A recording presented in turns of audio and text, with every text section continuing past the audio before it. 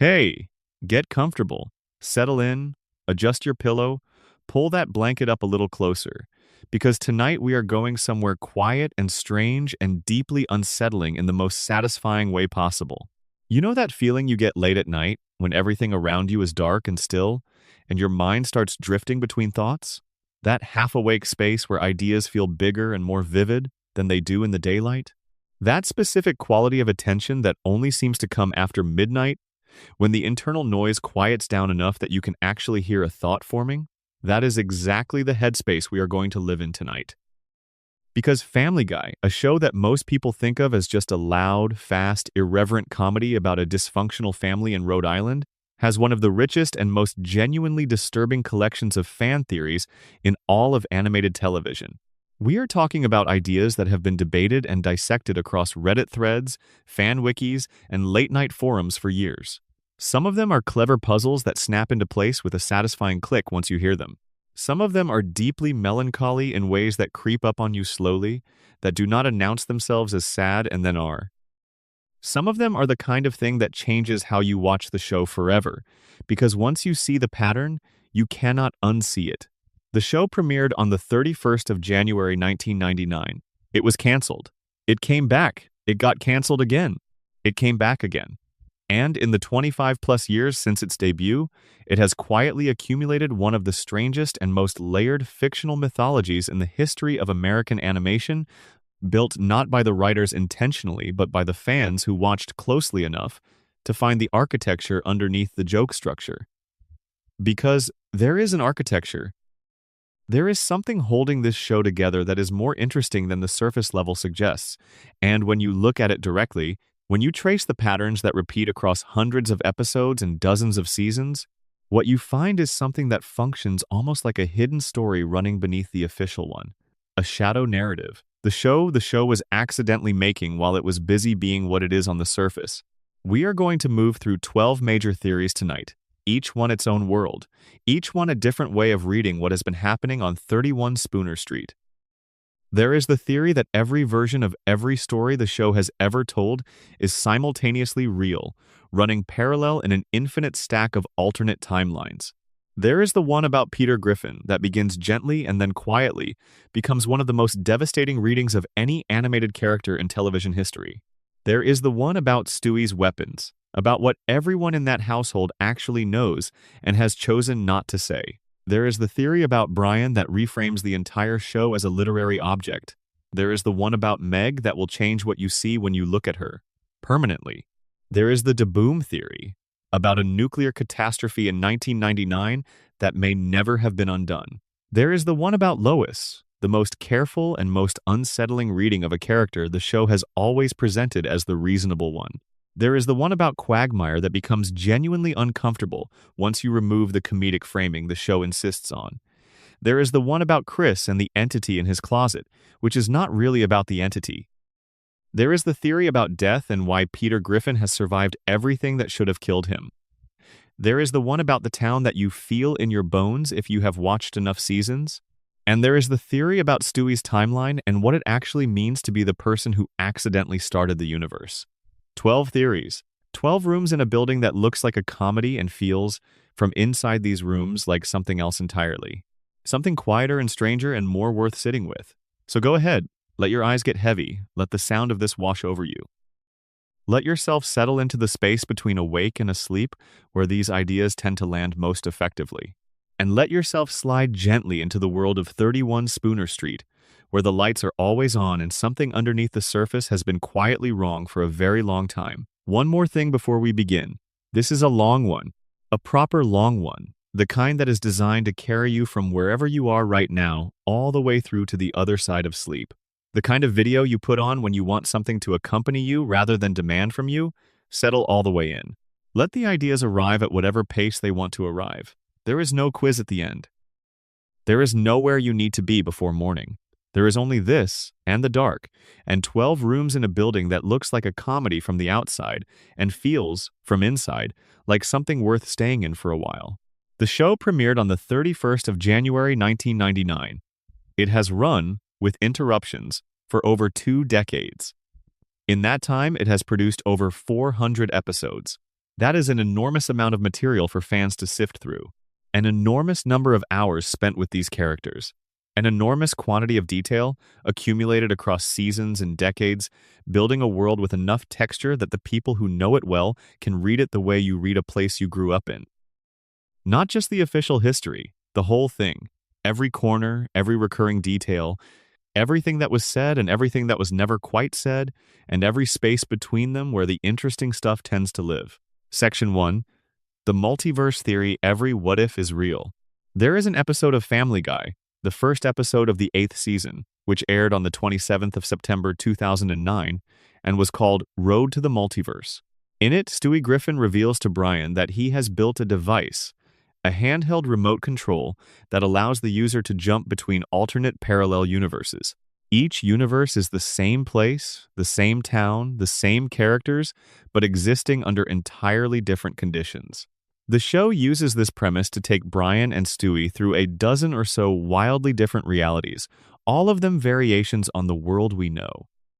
There is a universe where humanity is 1,000 years more technologically advanced because the Dark Ages never happened. A universe where everything is animated in the classic Walt Disney style. A universe where the roles of humans and dogs are inverted. A universe where the whole world is running in live action, and many stranger ones between. The episode won a Primetime Emmy Award for individual achievement in animation. Most people who watched it probably filed it away as one of the better episodes the show produced in its middle era and moved on.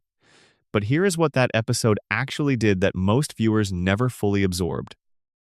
It confirmed, in the canon of the show itself, that infinite parallel universes exist. That is not a background joke or a throwaway premise. That is a piece of established fact within the logic of Family Guy's world.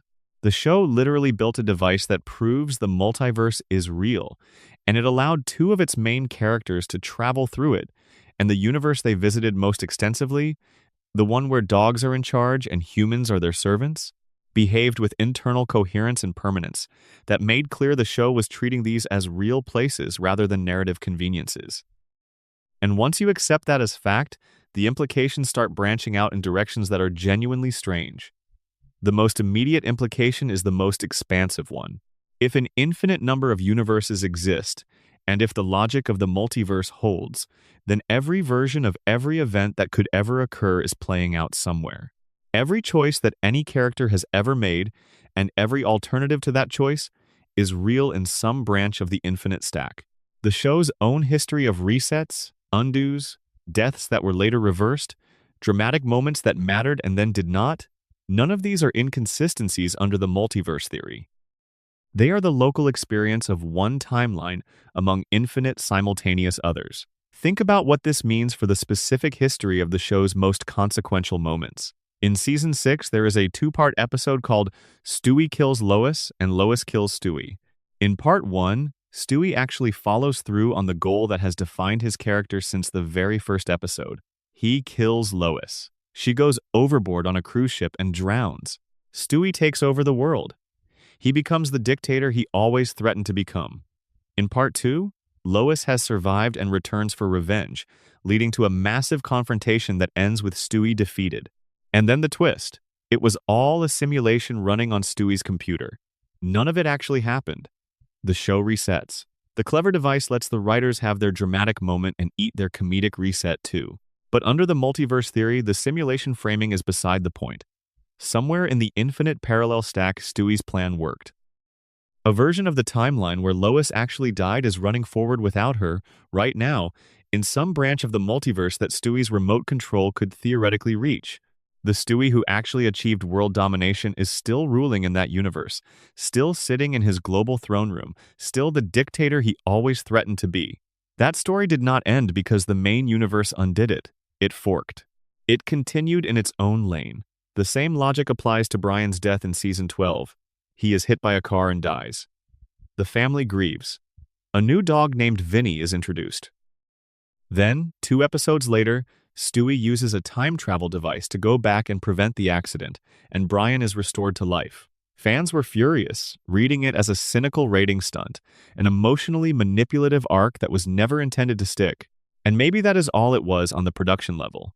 But in the world of the show, the multiverse means there is a version of the timeline where Stewie did not go back, where the rescue did not happen, where Brian Griffin has been dead since late 2013 and the family rebuilt itself around his absence. That timeline is out there, running parallel to the one we follow. The Brian in that universe never came back. He has been gone for over a decade, in a universe where death stayed permanent. There is a variation of the multiverse theory that addresses one of the most discussed aspects of the show: the dramatic difference between the first 3 seasons and everything that followed the 2005 revival. The characters changed.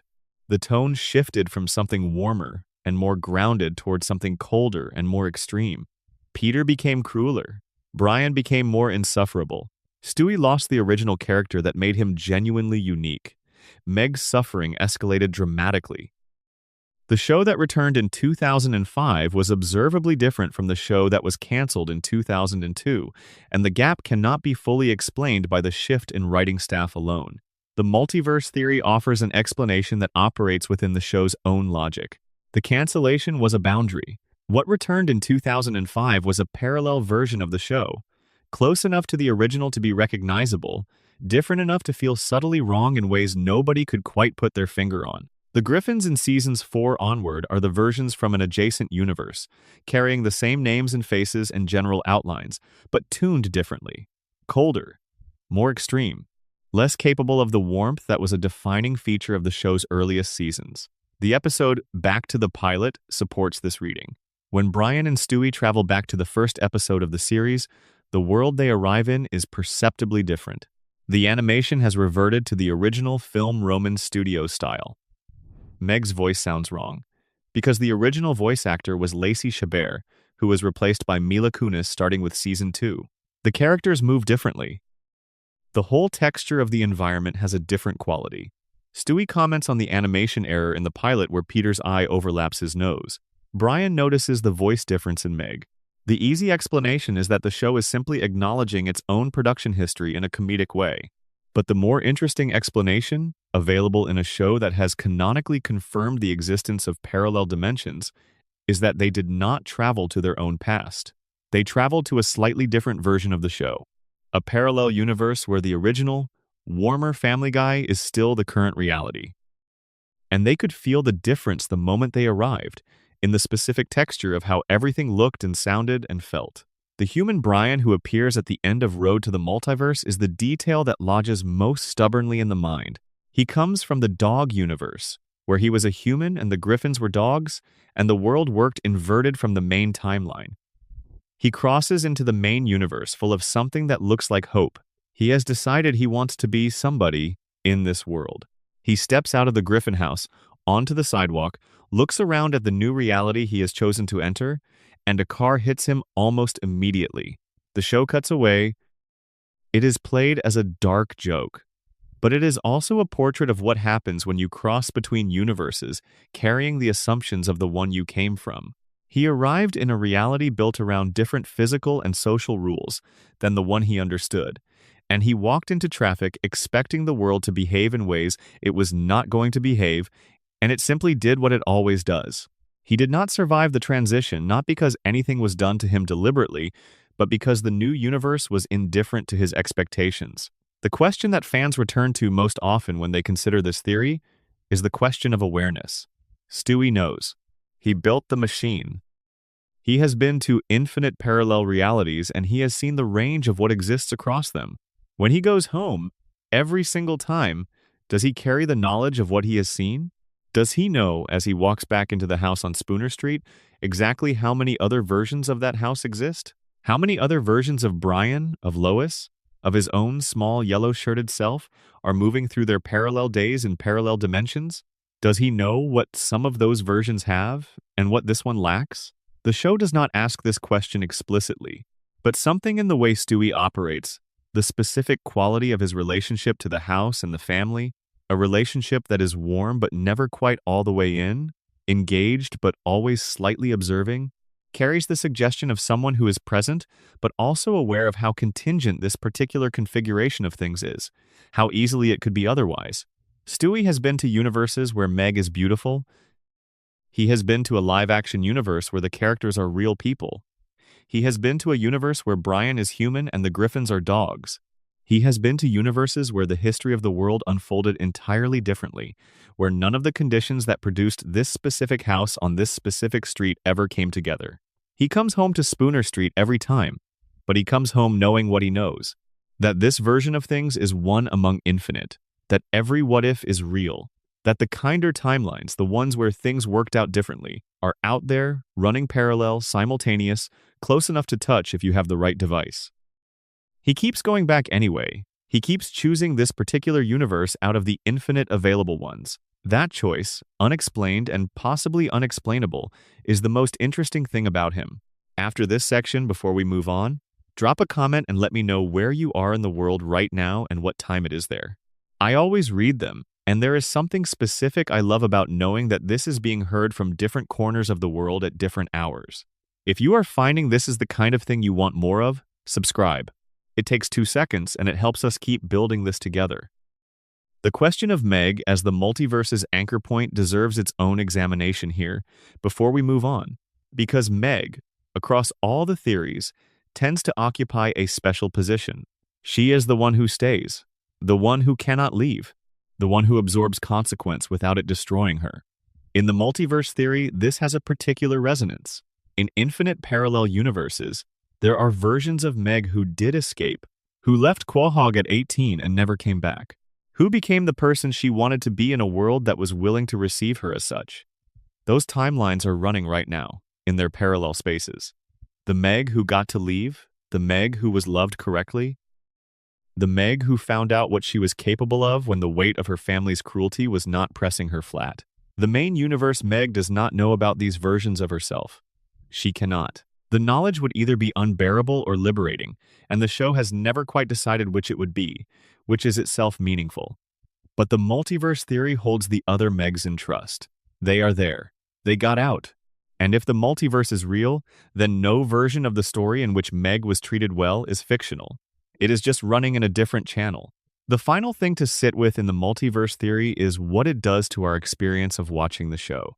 Once you accept that every episode is a slice of one timeline among infinite simultaneous others, the question of which timeline is the right one dissolves. There is no authoritative version of events. The Road to the Multiverse is not an outlier episode that broke its own rules and then went home. It is the document that explains why the show can contradict itself, why the characters can change and revert, why deaths can stick and then be undone, why the same house can be warm and cold at different times without explanation. The show is not inconsistent. It is multidimensional.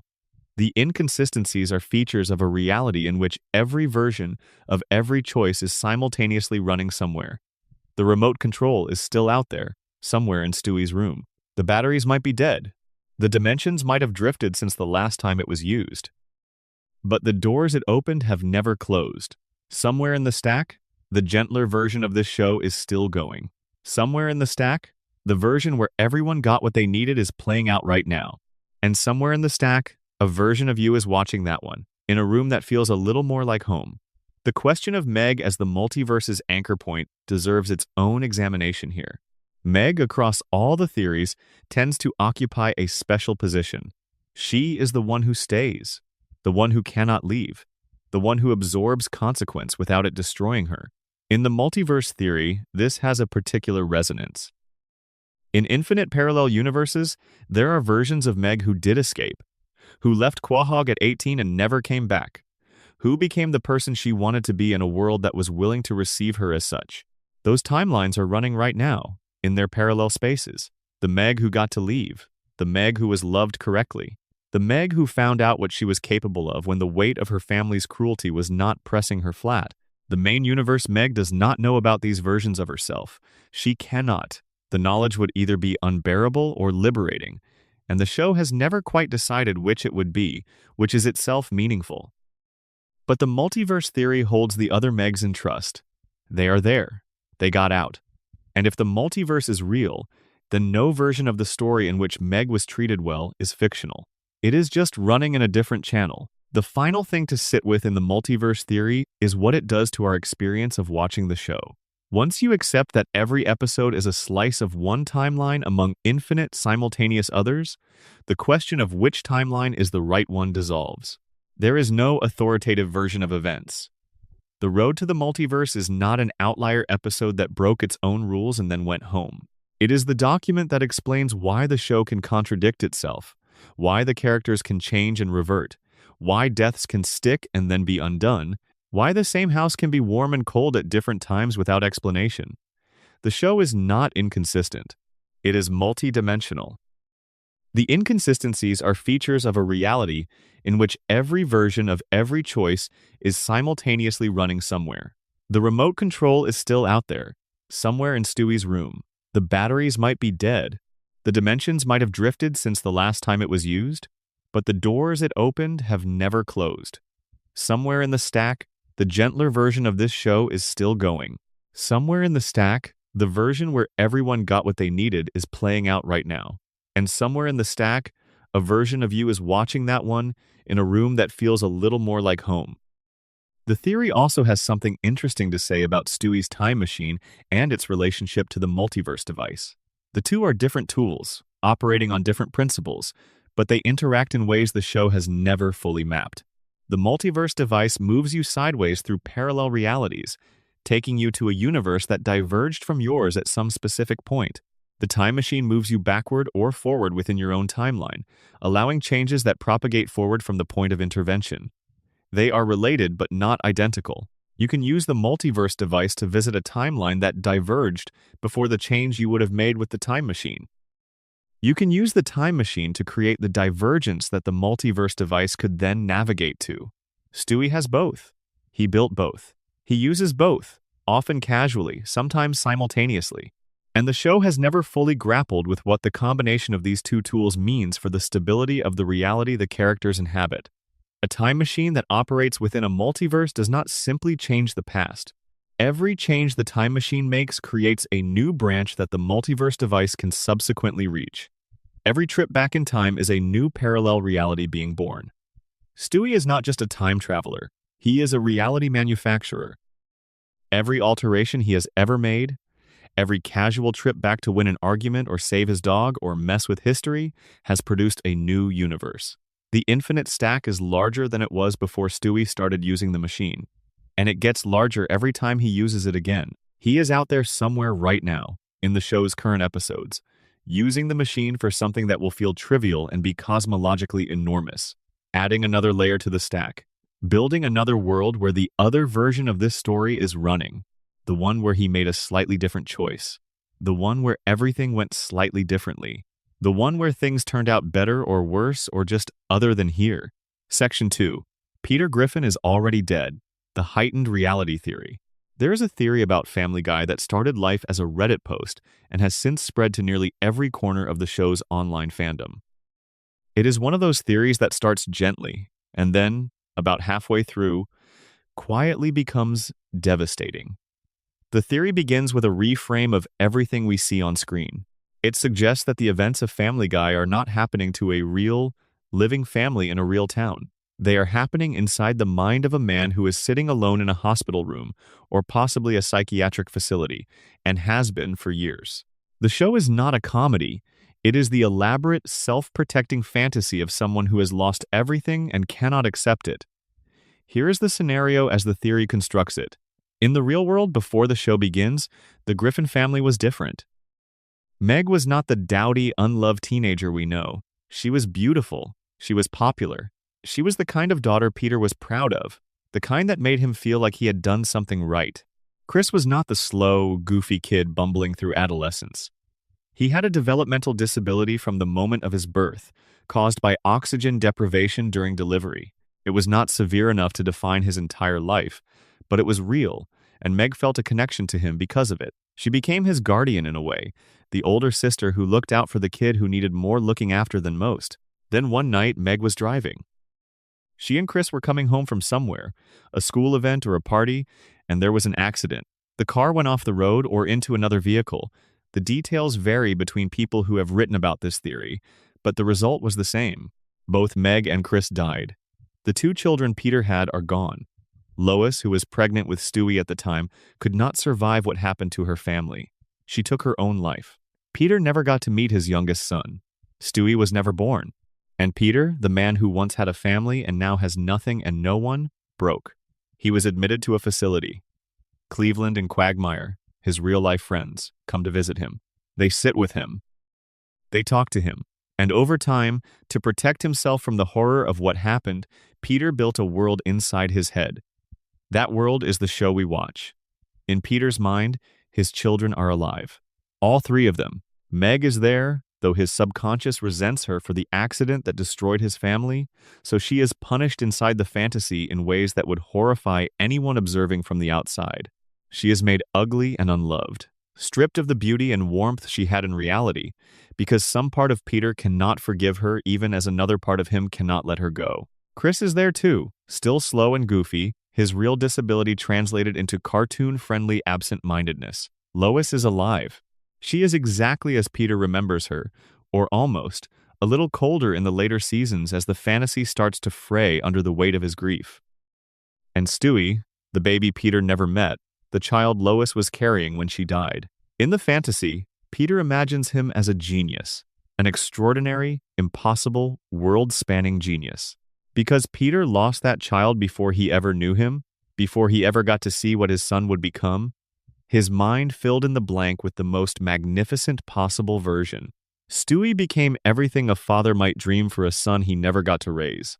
A prodigy, a builder of impossible things, a child who was secretly running the world from his crib. But even in the dream, the grief bleeds through. Because Stewie, this perfect imagined son, hates Lois. He has always hated her. He wants her dead. He plots against her. In the earliest seasons, when the fantasy was freshest, his schemes against her were the defining feature of his character. And the theory reads this as Peter's unconscious anger at his wife, for what she did, for leaving him, for ending her own life, and taking their unborn child with her. He could not allow himself to feel that anger consciously, so he put it inside the baby, the one member of the family who was allowed to express it without consequence. Quagmire and Cleveland, visiting him in the real world, get drawn into the fantasy too. They become characters in Peter's mind, versions of his friends that are familiar enough to be comforting. Joe Swanson, the neighbor Peter never actually knew well, is constructed as the father and husband Peter wishes he could have been. Joe is capable, respected, physically powerful despite his wheelchair.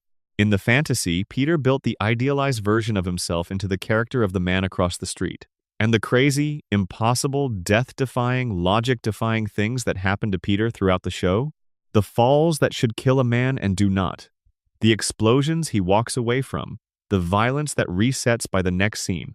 The theory explains all of this simply. He cannot die in his own fantasy. The whole point of it is that his family is alive and safe. Reality keeps trying to break through, hence the moments of genuine darkness, the episodes where things feel briefly real and consequential, but the dream always reasserts itself, always snaps back to the status quo, always makes sure the Griffins are still there on Spooner Street with the lights on. There is a particular quality to some of the show's stranger moments when you run them through this lens. The way the family never ages, the way consequences never stick, the way characters who should logically have moved on from their situations, financially, emotionally, practically, never do. These are not failures of writing or continuity. They are symptoms of a dream. Dreams do not age their subjects. Dreams do not let people grow past the moment when they were frozen. In Peter's mind, his family is always there, always the same, always coming back no matter what happens. Because the moment they stop coming back is the moment he has to face the empty room around him. The theory also accounts for the show's post-cancellation shift in tone. In the real world, something happened around 2005. The theory proposes Peter's condition worsened or changed. A new medication was tried, or an old one stopped working. His grip on the fantasy shifted. The characters became a little harsher, a little less like the people he was trying to preserve. The warmth that held the early show together began to erode because the underlying grief was seeping through in new ways. He was not losing the fantasy. He was slowly losing control of it. There are specific moments throughout the show that people who have written about this theory point to as evidence. The Season 10 episode Seahorse Seashell Party. in which Meg finally confronts the family about the way they treat her, and in which she delivers a speech to Peter that is so accurate, so precisely devastating, that it should by all rights change everything. She lists everything he has done wrong. She describes a man who has failed completely at fatherhood. And Peter laughs. He genuinely laughs. He finds it funny. The theory reads this moment not as a character flaw, but as a defense mechanism inside the dream itself. The fantasy cannot allow Peter to fully hear what Meg is saying, because if he fully heard it, if he sat with the truth that he is imagining all of this as a way to avoid accepting the loss of his children, the dream would collapse. So he laughs, he deflects, and the fantasy continues. Then there is the matter of the Cleveland show. When Cleveland Brown left the series to spin off into his own program, the theory offers a simple explanation for why. Cleveland, in the real world, was one of Peter's hospital visitors. He started getting too present in the fantasy, too real, in a way that was threatening the stability of the whole construction. So Peter's mind built a door for him. It let Cleveland leave. It gave him his own separate story somewhere else in the imagination, a way of exiling a character who was getting too close to the fault lines. When Cleveland eventually came back in the later seasons, it was because Peter had accepted him back into the inner sanctum of the dream. The detail that gets people the most, when they encounter this theory for the first time, is the one about Joe Swanson. In the very first season of Family Guy, in the episode A Hero Sits Next Door, Peter is jealous of Joe. He is envious of how respected Joe is, how much the neighborhood admires him, how capable and strong Joe seems despite being paralyzed from the waist down. That is the detail that clicks something into place. Because in the real world, the theory holds. Peter heard about Joe from his friends during one of their visits. They described a neighbor, a cop, a family man who had done something remarkable, and the fantasy built Joe into someone Peter admired. Someone who represented the father and husband Peter believed he should have been. Someone who had the strength Peter felt he lacked. And then, over the seasons, as Peter's grip on the fantasy shifted, Joe changed. He became someone who was mocked and diminished. His disability became a punchline. His marriage fell apart. His friends, including Peter, started treating him with cruelty instead of admiration. The man who once represented Peter's idealized self became the target of the same casual cruelty that Peter inflicts on everyone else in the dream. Because the ideal had failed him in reality, so it had to fail in the fantasy too. It is a surprisingly coherent reading of the show, and the people who believe it tend to hold it gently, the way you hold a thought that makes you feel sad in a way you cannot entirely explain. Because if it is true, then Family Guy is not a comedy about a dysfunctional family. It is a portrait of grief so severe that it built its own world to live in. And the reason the show never lets its characters grow, never lets the consequences stick, never lets Meg escape or Peter become better or Brian fulfill any of his potential, is because the moment any of them escape, the dreamer wakes up to an empty room and has to remember what is real. The detail that most consistently haunts people who sit with this theory for a long time is not the architecture of the dream or the psychology of the characters within it. It is the image of Peter in the real world, in the facility, in the quiet room, the man outside the fantasy, the person who built all of this to protect himself from what happened. Because that person is not getting better, the theory implies. The show is still going. The dream is still running. Whatever year it is in the real world, Peter is still there, and the family on Spooner Street is still alive in his mind, and Stewie is still the impossible genius child he never got to meet, and Meg is still the daughter he cannot quite forgive or quite let go, and Lois is still in the kitchen, and the lights are still on, and everyone is still coming home. This is what the theory calls the mercy of the dream. It never ends. It never has to end. It can keep running as long as Peter needs it to, recycling through the same conflicts and the same comedies and the same small cruelties and the same stubborn warmth, because its only purpose is to keep him from facing the empty room, and it is very good at its purpose. It has been doing it for decades. It has enough material to run indefinitely, because the family Peter built inside his mind is endlessly generative, endlessly capable of new stories and new variations, endlessly alive in a way that nothing in the real world can be for him anymore. There is a compassion in this reading that does not usually get named. The theory is not, at its core, a dark reading. It is a story about how much a person can love. Peter Griffin, in the outside world, lost everyone he had, and his response was not to harden. It was not to close. His response was to build them a world and go live in it. He gave his dead children an entire universe to inhabit. He gave his lost wife a house and a life, and a husband she sometimes wanted to leave, and always came back to. He gave his unborn son a mind so extraordinary that even the failure to know him could not prevent him from imagining the shape of what he might have been. That is the theory's most quietly devastating argument. Not that Peter is delusional, but that his delusion is, in its own way, an act of love so large it built a whole television show. There is a quality to the Peter Griffin of the later seasons that the theory addresses specifically. By season 8 and beyond, Peter is not merely dumb. He is dissociated in a very specific way. He performs cruelty without registering that he is being cruel. He does things that cause harm with a blankness that is more disturbing than malice. Malice requires engagement. Malice requires you to care enough about someone to want to hurt them. What Peter displays in the later seasons is something more like the absence of registration. The people around him do not quite break through into his awareness as fully real. They are present, they speak, they react, but there is a thickness between him and them that prevents genuine contact. The theory reads this as the dream aging. In the early seasons, the dream was fresh enough that the people in it still felt real to the dreamer. Peter could be moved by Lois. He could be stung by Brian's disapproval. He could feel, however dimly, the emotional reality of the people he had invented. But as the dream continued and the years accumulated, and the real world receded further into the distance behind the walls of the facility, the characters in the dream became less vivid. They became more like approximations of themselves, familiar shapes without the full weight of personhood. And Peter, moving through these approximations, became less capable of genuine reaction because the dream was no longer capable of genuine stimulus. The cruelty is not malice. It is the specific flatness of a dreamer who can no longer feel the reality of the people he is dreaming about, even though he continues to dream them because the alternative is the empty room. The moments of genuine warmth that still appear in the later seasons, Peter hugging one of his children, a scene where he and Lois share something real, these are not the dream reasserting a quality it has lost. They are the dreamer remembering.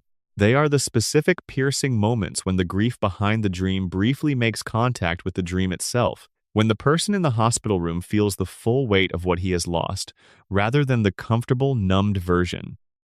These moments happen and then they pass and the dream resets because that weight cannot be sustained.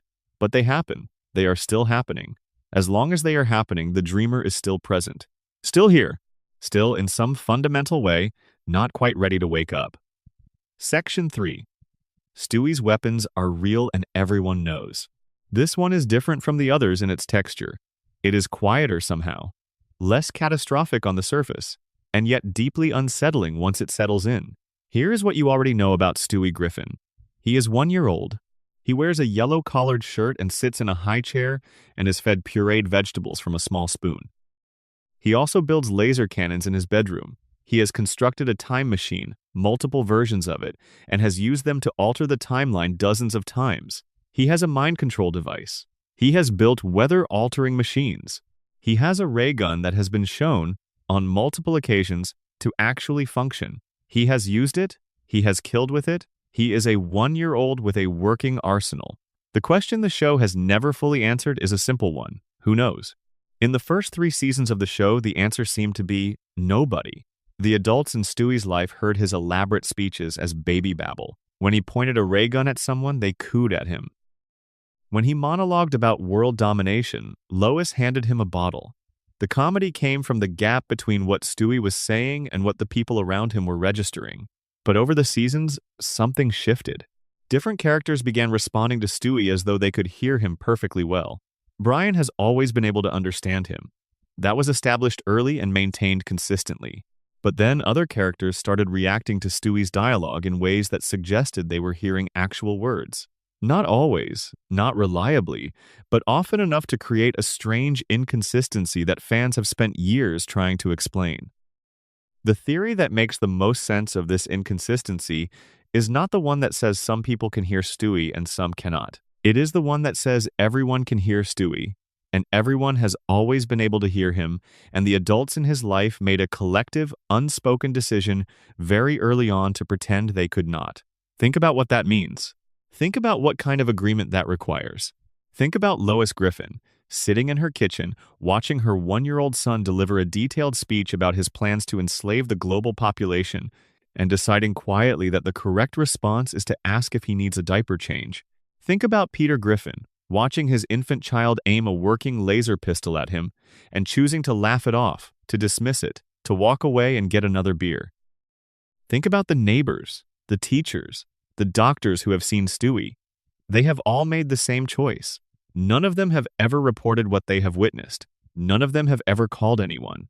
Because here is the thing. In the world of the show, Stewie's weapons work. They have been demonstrated to work on camera. The ray gun has fired. Things have died because of it. A mailman, in one of the earliest episodes, is killed by Stewie with a ray gun in what is played as a quick throwaway gag. But a real person died. A man delivering mail is dead because a baby shot him. And nobody did anything about it. No investigation. No consequences. No questions asked. You could explain this with cartoon logic. You could say that Family Guy is not meant to be taken literally. That in the world of the show, certain things simply do not have real-world consequences because the show is a comedy. That is a valid reading. But then you have to apply it consistently, and if you do, you run into problems almost immediately. Because Family Guy does allow consequences. Characters grieve. Relationships deteriorate. Brian's novel failing matters to him in ways that carry forward across episodes. Meg's treatment by her family has visible psychological effects on her. The show is not consistent in its application of consequence-free cartoon logic. It picks and chooses. And the weapon deaths, the real ones, tend to fall into the category of things the show simply does not engage with. The theory suggests that the adults around Stewie made a calculation. They looked at their son, this impossible, terrifying, brilliant child who had somehow developed a working understanding of physics and engineering before he could walk properly, and they decided that the least dangerous thing they could do was pretend. Because what is the alternative? You tell people about this. You contact a doctor or a government agency or anyone. And what happens then? They take Stewie. They take him somewhere, and they study him, and they do things to him. And Lois, whatever else the show has made of her over the seasons, is still a mother. She made a choice. She saw what her child was and she looked away, and she kept looking away, and she hoped that the looking away would be enough. Peter does the same. The times he has encountered Stewie's weapons directly, he deflects. He laughs. He walks away. There is a reading of this that is not stupidity but survival instinct. A man who truly could not process what he was seeing would not calmly dismiss it and go watch television. He would react. He would escalate. Peter Griffin does neither. He accommodates. He leaves Stewie alone in that room with all of his impossible machinery, and he goes downstairs, and he does not ask questions. Brian is the only one who does not pretend. Brian can hear Stewie, has always heard Stewie, and has chosen to engage with him honestly rather than play the game of selective deafness. This is why Stewie trusts Brian in a way he trusts no one else. Not because Brian is special or uniquely perceptive, but because Brian is the only adult in Stewie's life who acknowledged him as real. There is something in this theory that resonates in a specific way when you follow its implications toward the question of what Stewie actually wanted from all of his schemes. His stated goals, world domination, killing Lois, building empires of global conquest, were specific and consistent in the early seasons. But what he was really doing, underneath all the theatrical villainy, was testing. He was building devices and firing them and threatening and scheming and watching to see if anyone would finally respond as though it mattered, as though he mattered, as though the things he was doing were real. Nobody did. Nobody ever really did. And so he kept escalating, making the weapons bigger, making the schemes more elaborate, waiting for the moment when someone would look him in the eye and say, "I see you. I know what you can do. I am taking you seriously." Brian was the closest anyone ever came. Brian sat down and talked to him like he was a person. And that, more than any shared adventure or road trip, is probably the reason Stewie stopped trying to kill Lois. Not because he outgrew the impulse, though that is the explanation the show settled on as it moved away from the evil genius version of the character, but because Brian gave him something nobody else had: being seen, being heard, being genuinely, honestly acknowledged as real. The weapons are still there, presumably. The time machine was built and rebuilt and used dozens of times. The ray gun never disappeared. The schematics, the blueprints, the materials, they have always been in that room. The show just stopped showing them as prominently after the character shift. But in the world of the show, they are still there. And the family around Stewie still knows, on some level, what is in that bedroom, and they still walk past the closed door and do not ask what is happening inside. That collective agreement, that mutual looking away, is more unnerving than any of Stewie's actual weapons, because the weapons are the output of one extraordinary child. The silence around them is the output of an entire household choosing, again and again, every day, to live alongside something extraordinary and terrifying and simply not talk about it. The thing that makes this theory feel lived in rather than merely clever is the way it maps onto the show's actual emotional texture. If every adult in Stewie's life has made a private, individual decision to not acknowledge what they are witnessing, then the household is not operating on the logic of a sitcom. It is operating on the logic of a family secret, the kind that everyone carries and nobody discusses because the discussing would cost more than the carrying. Every household has one or two of these. A thing that happened, or a thing that is happening, or a quality someone has that everyone sees and nobody names. The naming would change things in ways that cannot be predicted or controlled, and so the silence is maintained. In most families, these silences are about comparatively ordinary things. In the Griffin household, the silence is about a 1-year-old's working laser armory. What is interesting about the silence as a choice, rather than as an oversight, is what it requires emotionally from the people maintaining it. You cannot simply stop noticing something. You have to actively redirect your attention away from it every time it presents itself. Every time the ray gun appears, every time Stewie monologues in detail about his plans, every time the evidence of the weapons cache becomes visible, someone in that house has to make an active choice not to see it. That active not seeing accumulates. It has weight. It is the kind of weight that becomes part of the atmosphere of a place, that settles into the texture of daily life and makes the house feel different from the inside than it appears from the outside. There is a particular episode that many people who believe this theory cite when they want to ground it in a specific textual moment. In the show's very first season, in an early episode, Stewie is in the kitchen with Lois. He has his ray gun out. He is aiming it at her. He is delivering a speech about his plans for her. Lois is making lunch. She is talking to him in the warm, slightly distracted register that mothers use when they are doing two things at once. She acknowledges none of it. She hands him something to eat. She smiles. She goes back to what she was doing. The standard reading is, she cannot hear him. She does not register the weapon as real. The dramatic irony of the scene is the joke. But watch her hands while she is making that lunch. Watch the specific way she positions herself. She does not turn her back on him. She keeps him in her peripheral vision. She moves in a way that positions the counter between herself and the direction he is pointing. These are small things. They are the kind of small things you might not notice unless you are looking for them, but they suggest a woman who knows exactly what is in the room with her and has developed, through repetition, a set of habits designed to make herself less of a target without ever having to admit that she needs to be. The theory also offers an explanation for why Stewie's plots against Lois escalated in the early seasons and then faded in the later ones, beyond the writer's stated decision to retire the evil genius persona. If Lois was always aware, always managing, always maintaining the strategic deftness while also positioning herself carefully, then the game between her and Stewie was never the one-sided pursuit the show presented. It was mutual. Two people in the same house, both aware, neither willing to break the silence that the other had established. Lois's strategy was effective enough that Stewie eventually stopped escalating, not because he lost interest in the goal, but because the goal was unachievable against an opponent who had been quietly outmaneuvering him since the beginning. The woman who pretended she could not hear him was, in fact, always listening. Brian's decision to break with the collective agreement is the thing that changed Stewie's world more than any other single event. When Brian chose to engage, to acknowledge, to treat Stewie as someone whose words meant something and whose reality had weight, he undid, for Stewie, the loneliness that had been the constant texture of his existence. Everything that followed, the friendship, the road trips, the time travel, the gradual softening of the character, traces back to that choice. Brian heard him, and in a house full of people who had agreed to be deaf, Being heard was the only thing that mattered. Section 4. Brian Griffin is the one writing all of this. Let us talk about Brian Griffin. Not the character as he exists within the show, but the character as a structural element of the show, as the thing that holds the narrative together from the outside.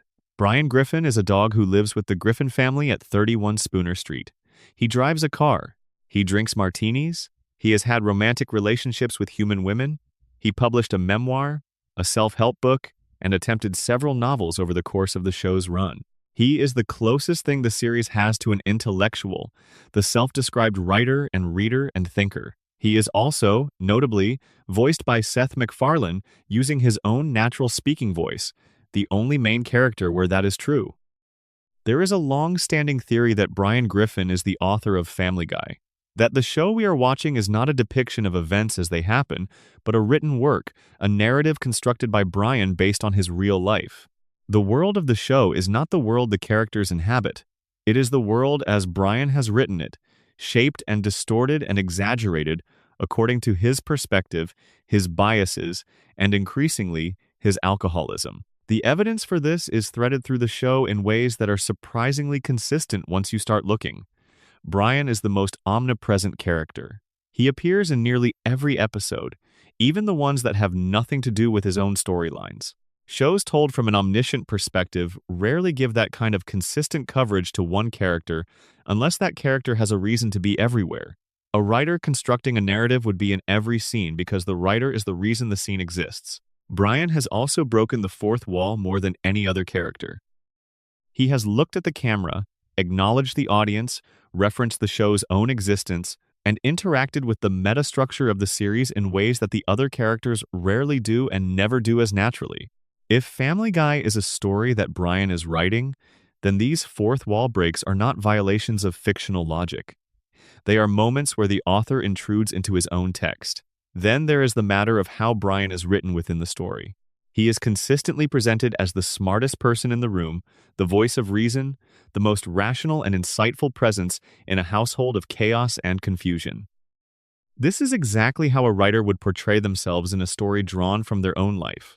The people around the author are foolish or chaotic or deeply flawed, and the author stands apart from all of it, observing and commenting with a clarity that nobody else possesses. Brian writes himself as the only person truly worth listening to because that is what writers tend to do. His flaws, the alcoholism, the romantic failures, the unfinished novel, the pretension are all there too, but they are written in a self-aware, almost self-pitying way. They are the flaws of someone who knows they have them and is choosing to include them because to leave them out would be too obviously dishonest. Brian's self-criticism within the story is the kind of flattering self-criticism that actually functions as a compliment, acknowledging the flaws while framing them in a romantic, literary light. The tortured writer who drinks too much and falls for the wrong women and cannot finish his masterpiece. That is not a devastating portrait of failure. That is a literary archetype that Brian has cast himself into deliberately. What about everyone else? The Flanderization that makes Peter crueler over the seasons, that makes Meg more victimized, that makes Lois harder and colder. This process matches exactly what you would expect from a writer whose relationship with his subjects is deteriorating. Brian's real friendships within the story are fraying. His relationship with the Griffins becomes increasingly fraught as the seasons progress. His drinking gets worse. His self-image worsens right alongside it. And the characters around him in his narrative get worse at the same rate. Because he is writing them, and as he changes, so does his writing. There is a version of this theory that connects Brian's alcoholism directly to the show's tonal decline. In the early seasons, when Brian was relatively stable, the story he was writing had heart and warmth and genuine comedy. As his drinking escalated and his frustrations with his own failures deepened, the story got darker. The characters got meaner. The cutaways got longer and more disconnected and stranger. The kind of narrative sprawl that happens when a writer is not entirely in control of their material. The whole structural looseness of the later seasons, the episodes that feel like they are barely held together, the moments where the story forgets what it was just doing, this is the texture of writing by someone who is impaired. The episode Brian Writes a Bestseller from Season 9 takes on a specific weight through this lens. In it, Brian writes a self-help book called Wish it, want it, do it, and it becomes a massive hit. The book is not good literature. It is not the serious, meaningful work Brian has always claimed to want to produce. It is a shallow, easy, crowd-pleasing product. And when it succeeds, Brian becomes unbearable. He is cruel to Stewie. He is arrogant. He behaves like someone who has been validated in all the wrong ways. If Brian is the author of the show, then this episode is semi-autobiographical. It is Brian writing about the experience of finding an audience not for his real work, but for something he produced quickly and cynically. It is him processing what it feels like to be successful for the wrong reasons. The cruelty he shows Stewie in that episode is the cruelty of someone who knows, deep down, that the success is hollow and is directing that knowledge outward. And then there is Brian's death in Season 12. In the episode Life of Brian, he is hit by a car and dies. The family mourns him. It is presented with genuine emotional weight. And then, 2 episodes later, he is brought back to life by Stewie using a time travel device. The whole arc, the death, the grief, the replacement dog Vinny, is undone within a month of episodes. Fans were furious at the time, seeing it as a cheap rating stunt. And it probably was, at least on one level. But through the lens of this theory, what happened is that Brian wrote himself into a corner. He killed himself off in the narrative, whether out of self-destructiveness or creative restlessness or some impulse he later regretted. And then he could not go through with it. He brought himself back. He used the most powerful tool in his narrative toolkit, Stewie's time machine, to undo the death he had written. Because even a writer who hates their story cannot always let it end. The saddest version of this theory suggests that Brian knows exactly what he is doing. He knows the story he is writing is not great. He knows the characters have drifted from who they were at the beginning. He knows the cutaways are lazy and the stories are thin and the warmth has drained out of everything. He keeps writing anyway, because it is all he has. It is the family he lives with, the life he observes, the material that keeps arriving whether he wants it to or not. And so he writes it down. And he changes it slightly to make himself look better. And he drinks. And the seasons keep going. And the story keeps getting further from whatever it was supposed to be. And he keeps going regardless. The one thing Brian wanted above everything else in the show was to be taken seriously as a writer. The theory says he has always been one. He just never told anyone what he was writing. There is one more element of this theory that has not received its full weight yet. And it concerns the character of Quagmire and Brian's relationship with him specifically. In the main narrative of the show, Quagmire hates Brian. He delivers a famous speech in Season 8, cataloging every reason why. He calls him a fraud, a hypocrite, a bad father, a person who pretends to be something he is not. And that speech is widely understood, both by fans and seemingly by the show itself, as accurate. Everything Quagmire says about Brian is true. But through the author theory, the speech takes on a different valence. If Brian is writing the show, then he wrote Quagmire's hatred of him. He created the character who would articulate, with devastating accuracy, everything wrong with Brian as a person. He put the most damning critique of himself into the mouth of the character he probably respects least. Why would an author do that? The most honest answer is that writers sometimes use characters to say the things they cannot say in their own voice. Brian knows what he is. He has always known. The alcoholism, the pretension, the dishonesty, the shallow womanizing, the failure to be the father he should have been. He knows the full inventory. And he cannot write himself saying it directly, because that would require a level of self-confrontation that the character is not yet capable of. So he put it in Quagmire's mouth. He handed his own most devastating self-assessment to the character least likely to be believed or admired when he delivers it. It is a way of telling the truth while maintaining plausible deniability. The author confessing through the least sympathetic available narrator, hoping, maybe, that someone reading the story closely enough would notice what was actually being said, and by whom, and why it needed to be said that way rather than any other. The relationship between Brian's alcoholism and the show's narrative quality is one of the theory's most delicate and specific claims. Alcoholism does not simply reduce intelligence or impair judgment in a uniform way. It does something more complex and more specific. It erodes the capacity for sustained attention. For a writer, this means the ability to hold a story in mind across its full length, to remember where you started and stay oriented toward where you are going, To maintain the patience required for the slow revelation of character rather than the quick gesture of caricature, all of this becomes harder as the drinking escalates. The story becomes more fragmented.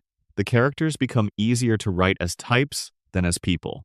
The jokes become more disconnected from each other because the connective tissue of sustained narrative attention is increasingly unavailable. This is the story of Family Guy's post-revival run, described not as a production history but as a portrait of creative deterioration in a specific writer. The early seasons, before the writing room scattered and before the show came back changed, had a quality of attention that the later seasons largely lack. Episodes built towards something. Characters behaved consistently. Consequences sometimes stuck. The humor was rooted in the specific people the show had created rather than in abstract joke structures that could have been plugged into any episode regardless of who was in it. As the show went on, the story became more impressionistic, more fragmented, more reliant on the isolated moment than on the arc. The cutaway gags, which are structurally exactly what an alcoholic writer's narrative would produce, became the primary vehicle for humor. Not because they were planned as the primary vehicle, but because they were what was available when sustained plotting became difficult. A disconnected, funny moment, then another, then another. The story between them getting thinner with each passing season as the ability to maintain the thread gave way to the easier reach of the detour. The novel Brian Cannot Finish is the show's most explicit acknowledgement of all this. He has been working on it for the entire run of the series. He talks about it. He references it. There are episodes devoted to his struggles with it, and it never gets done. Not because the premise is bad or because Brian lacks the intelligence, but because finishing a novel requires exactly the kind of sustained, sober, patient attention to a single long-term project that the theory suggests Brian is increasingly incapable of. The unfinished novel is not a character detail. It is the central metaphor for the show itself, a work of enormous ambition, begun with genuine seriousness, that cannot be completed because the person doing it keeps losing the thread and reaching for the next bottle instead. What would it mean for the show if Brian actually finished it? The theory does not quite go here, but the implication is available. If the show is the novel, then finishing it would mean the story ending. Not just being canceled, not just having a final episode, but being genuinely resolved. Characters having completed whatever work brought them to Spooner Street. The town releasing its grip. The reset button finally, permanently, not being pressed. Brian has everything he needs to finish the story. He has always had everything he needs. He just has not yet decided that finishing it is something he can live with, because what comes after finishing is a silence that might be larger and more difficult than anything that came before. The small flashes of the old Brian, the Brian from before the character degradation, the one who shows genuine kindness and loyalty and perceptiveness. These moments appear in the later seasons with enough regularity to suggest something important. The writers know who Brian is supposed to be. They have not forgotten. The early Brian is accessible. He appears sometimes in the gaps between the worst versions of himself. And if you read these flashes as the real author showing through the unreliable narrator of his own story, they take on a different quality. They are the moments when Brian writes himself accurately instead of flatteringly, when the self-serving narrative slips and something honest emerges. Those moments are the best writing in the show's later seasons because they are the moments when Brian is, briefly, telling the truth about himself. The self-help book episode also raises a question the theory finds particularly interesting. What does it mean that Brian's most commercially successful piece of writing is his least artistically serious one? Wish It, Want It, Do It is, by every account within the show, a piece of shallow opportunism. It tells people what they want to hear. It offers easy comfort rather than honest challenge. And it sells millions of copies. If Brian is the author of Family Guy, and Family Guy has been the show's most commercially successful output, the parallel is uncomfortable. Is Family Guy Brian's self-help book? Is the show he has been writing the wish it, want it, do it of his literary output? The thing that found its audience not because it was his best work, but because it was the work that gave people the easiest version of what they wanted? The jokes instead of the meaning, the cutaway instead of the consequence, the comfort of a familiar formula instead of the difficulty of a genuine story? The theory does not accuse Brian of making this choice cynically. It suggests he might not have made it consciously at all. The self-help book succeeded because it was exactly what the market wanted at that moment, And Brian, who had spent years failing to find an audience for his serious work, leaned into the success because the alternative was silence. The show's increasingly audience-driven shape might follow the same logic. Not a conscious abandonment of quality, but a gradual accommodation to what kept people watching, season after season, in ways that slowly hollowed out whatever was most interesting about what he was originally trying to say. Section 5. Meg Griffin is the only one of them who is real. This is the theory that changes the most about how you watch the show when you really sit with it. Because it does not argue that Meg is secretly powerful, or secretly evil, or secretly a hidden genius. It argues something far simpler and far more devastating. It argues that Meg Griffin is the only genuinely real person on the screen. Here's the premise. The Griffin family, in the world of the show, are exaggerated cartoon archetypes. Peter is the fat, stupid, selfish American dad pushed to an extreme degree. Lois is the patient, attractive housewife, hiding a darker personality underneath. Brian is the pretentious intellectual manqué. Stewie is the impossibly brilliant baby villain. Chris is the dim, sweet slacker. They are all operating at a level of stylized unreality that is appropriate for their roles as comedic constructs. They are not meant to be mistaken for actual people. Meg is different. Meg is a normal teenage girl. She does not have a special ability or a defining comedic trait or an impossible characteristic that defines her existence. She worries about what people think of her. She wants to be liked. She feels lonely. She experiences the specific, small-scale misery of being young and overlooked in a way that is achingly, uncomfortably recognizable to anyone who has ever been a teenager. Her problems are not cartoon problems. They are real ones. And the show punishes her for this. Not despite her being real, but because of it. The theory holds that in a world of archetypes and stylized characters, someone who is simply, genuinely a person is fundamentally wrong. She does not fit. Her ordinariness is offensive to the cartoon logic that governs the world around her. A show built on exaggeration has no place for someone who just wants to be loved and is not, who just wants to belong and cannot, who just keeps showing up and being exactly who she is and receiving nothing but contempt for it. The way the family treats Meg, under this theory, is not cruelty exactly. It is something stranger. It is discomfort. She is a reminder of something real in a world that has gone very far from real. When Peter shoves her aside or insults her or forgets she exists, he is not acting out of genuine malice so much as acting out of the deep, instinctive discomfort that a cartoon character feels in the presence of something that does not share their texture. She is the one thing in the house that has weight, that has authentic emotional mass, and everyone around her is made of lighter material that cannot hold her. The Seahorse Seashell Party episode from Season 10 is the key text for this theory. In it, the family is trapped in the house during a hurricane, and Meg finally does something. She stands up, she speaks, she delivers a speech that is honest and accurate and heartbreaking, calling out each member of her family for who they actually are and what they have actually done. And for a moment, the speech lands. Lois cries. Peter is shaken. The family falls apart without their shared target to organize around. And then Meg takes it back. She apologizes. She offers herself up as the lightning rod again. She tells Brian that maybe her purpose is to absorb the dysfunction so that the rest of the family can function. Brian tells her this is incredibly noble and mature, and calls her the strongest person in the house. The theory reads this ending not as resignation, but as understanding. Meg has figured out what is happening. She has looked at the people around her and recognized what they are, exaggerated cartoon constructs that need a real person to suffer against in order to maintain their own coherence. She is not staying because she has given up. She is staying because she has realized something that none of the others ever could. The show needs her more than she needs the show. She is the gravitational center of a world that would fly apart without something real at its core. This is why Meg never ages in any meaningful way, never escapes in any permanent way, never grows in the directions you expect a character to grow.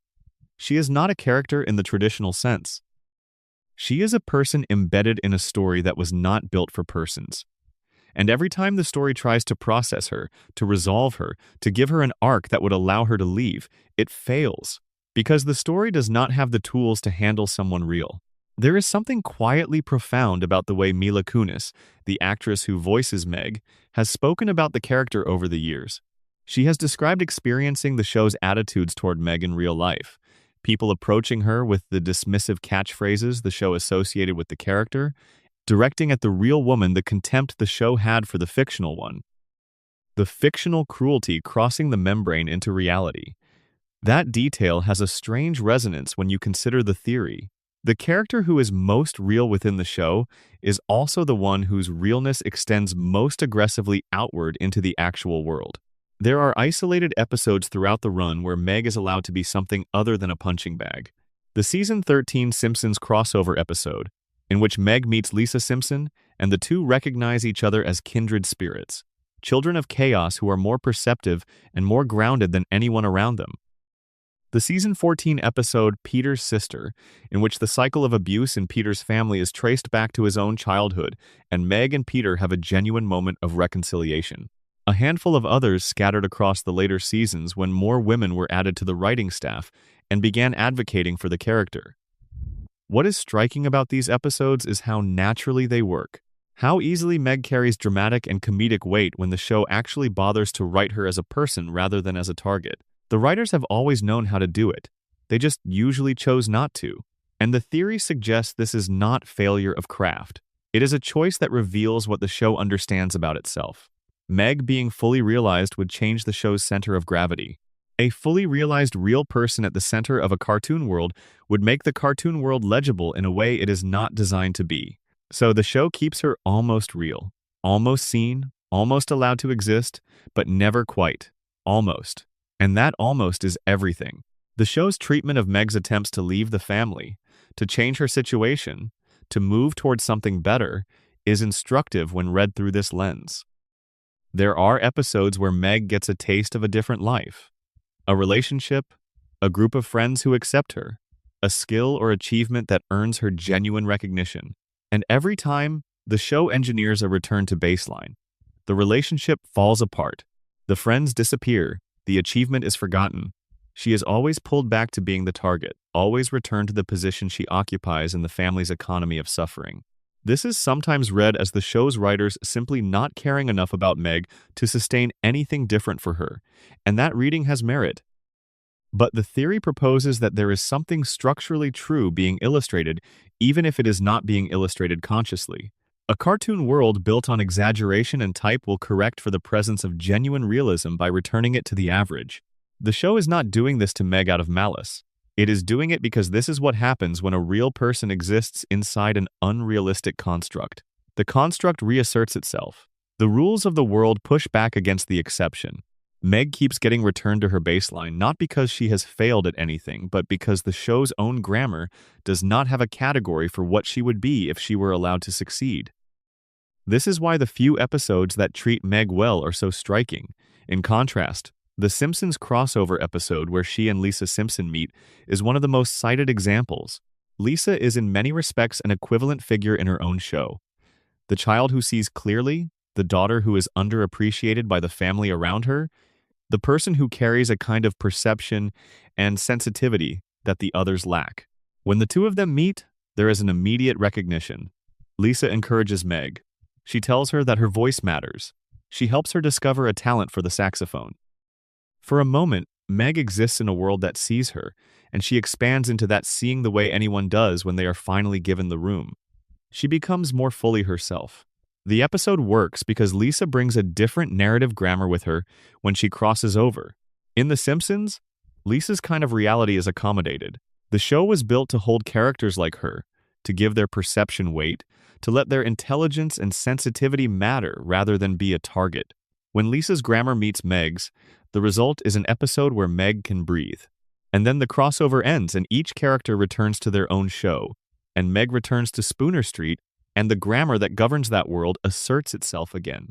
She was never going to be able to stay in the space that Lisa's presence opened up.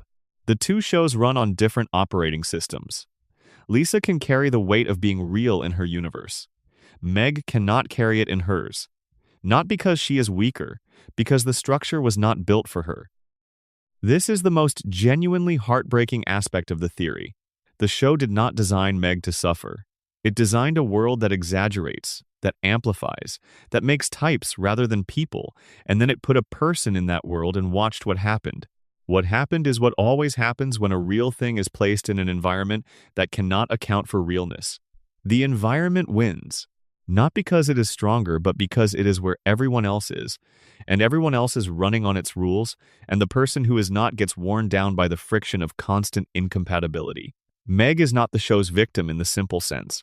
She is the show's most revealing accident. The thing the show made that revealed what the show was. Section 6.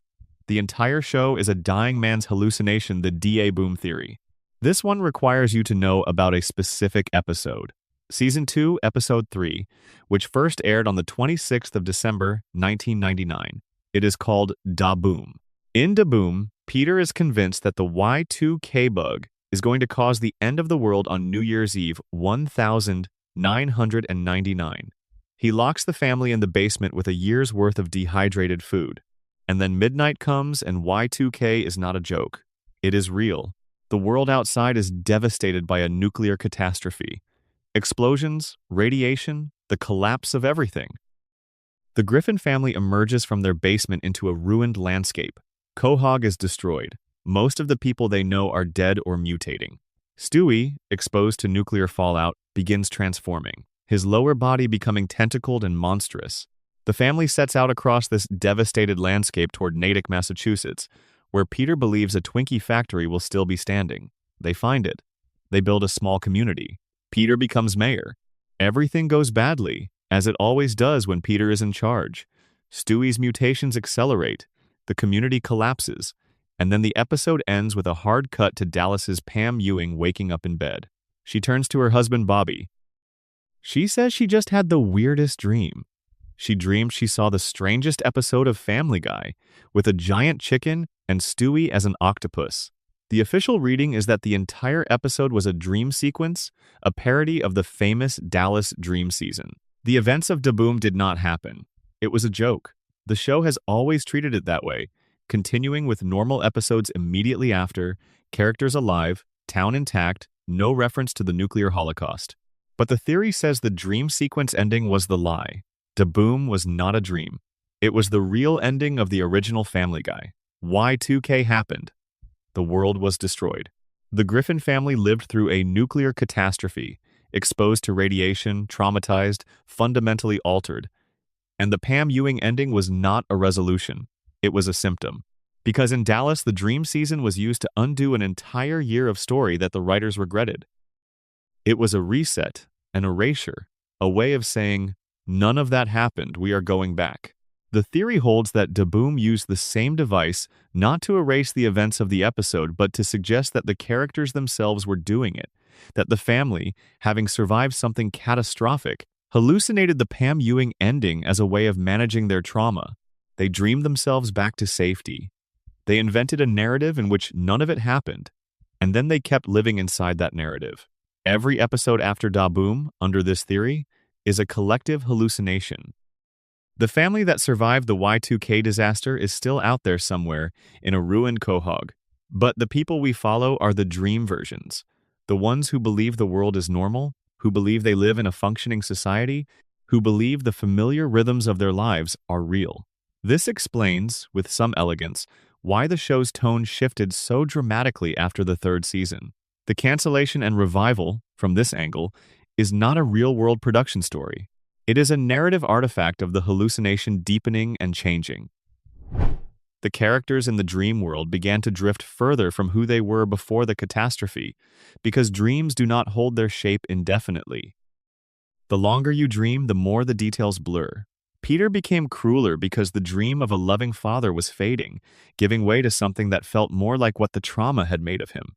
Brian became more pretentious and less genuinely intelligent because the dream of the wise, grounded friend was losing coherence.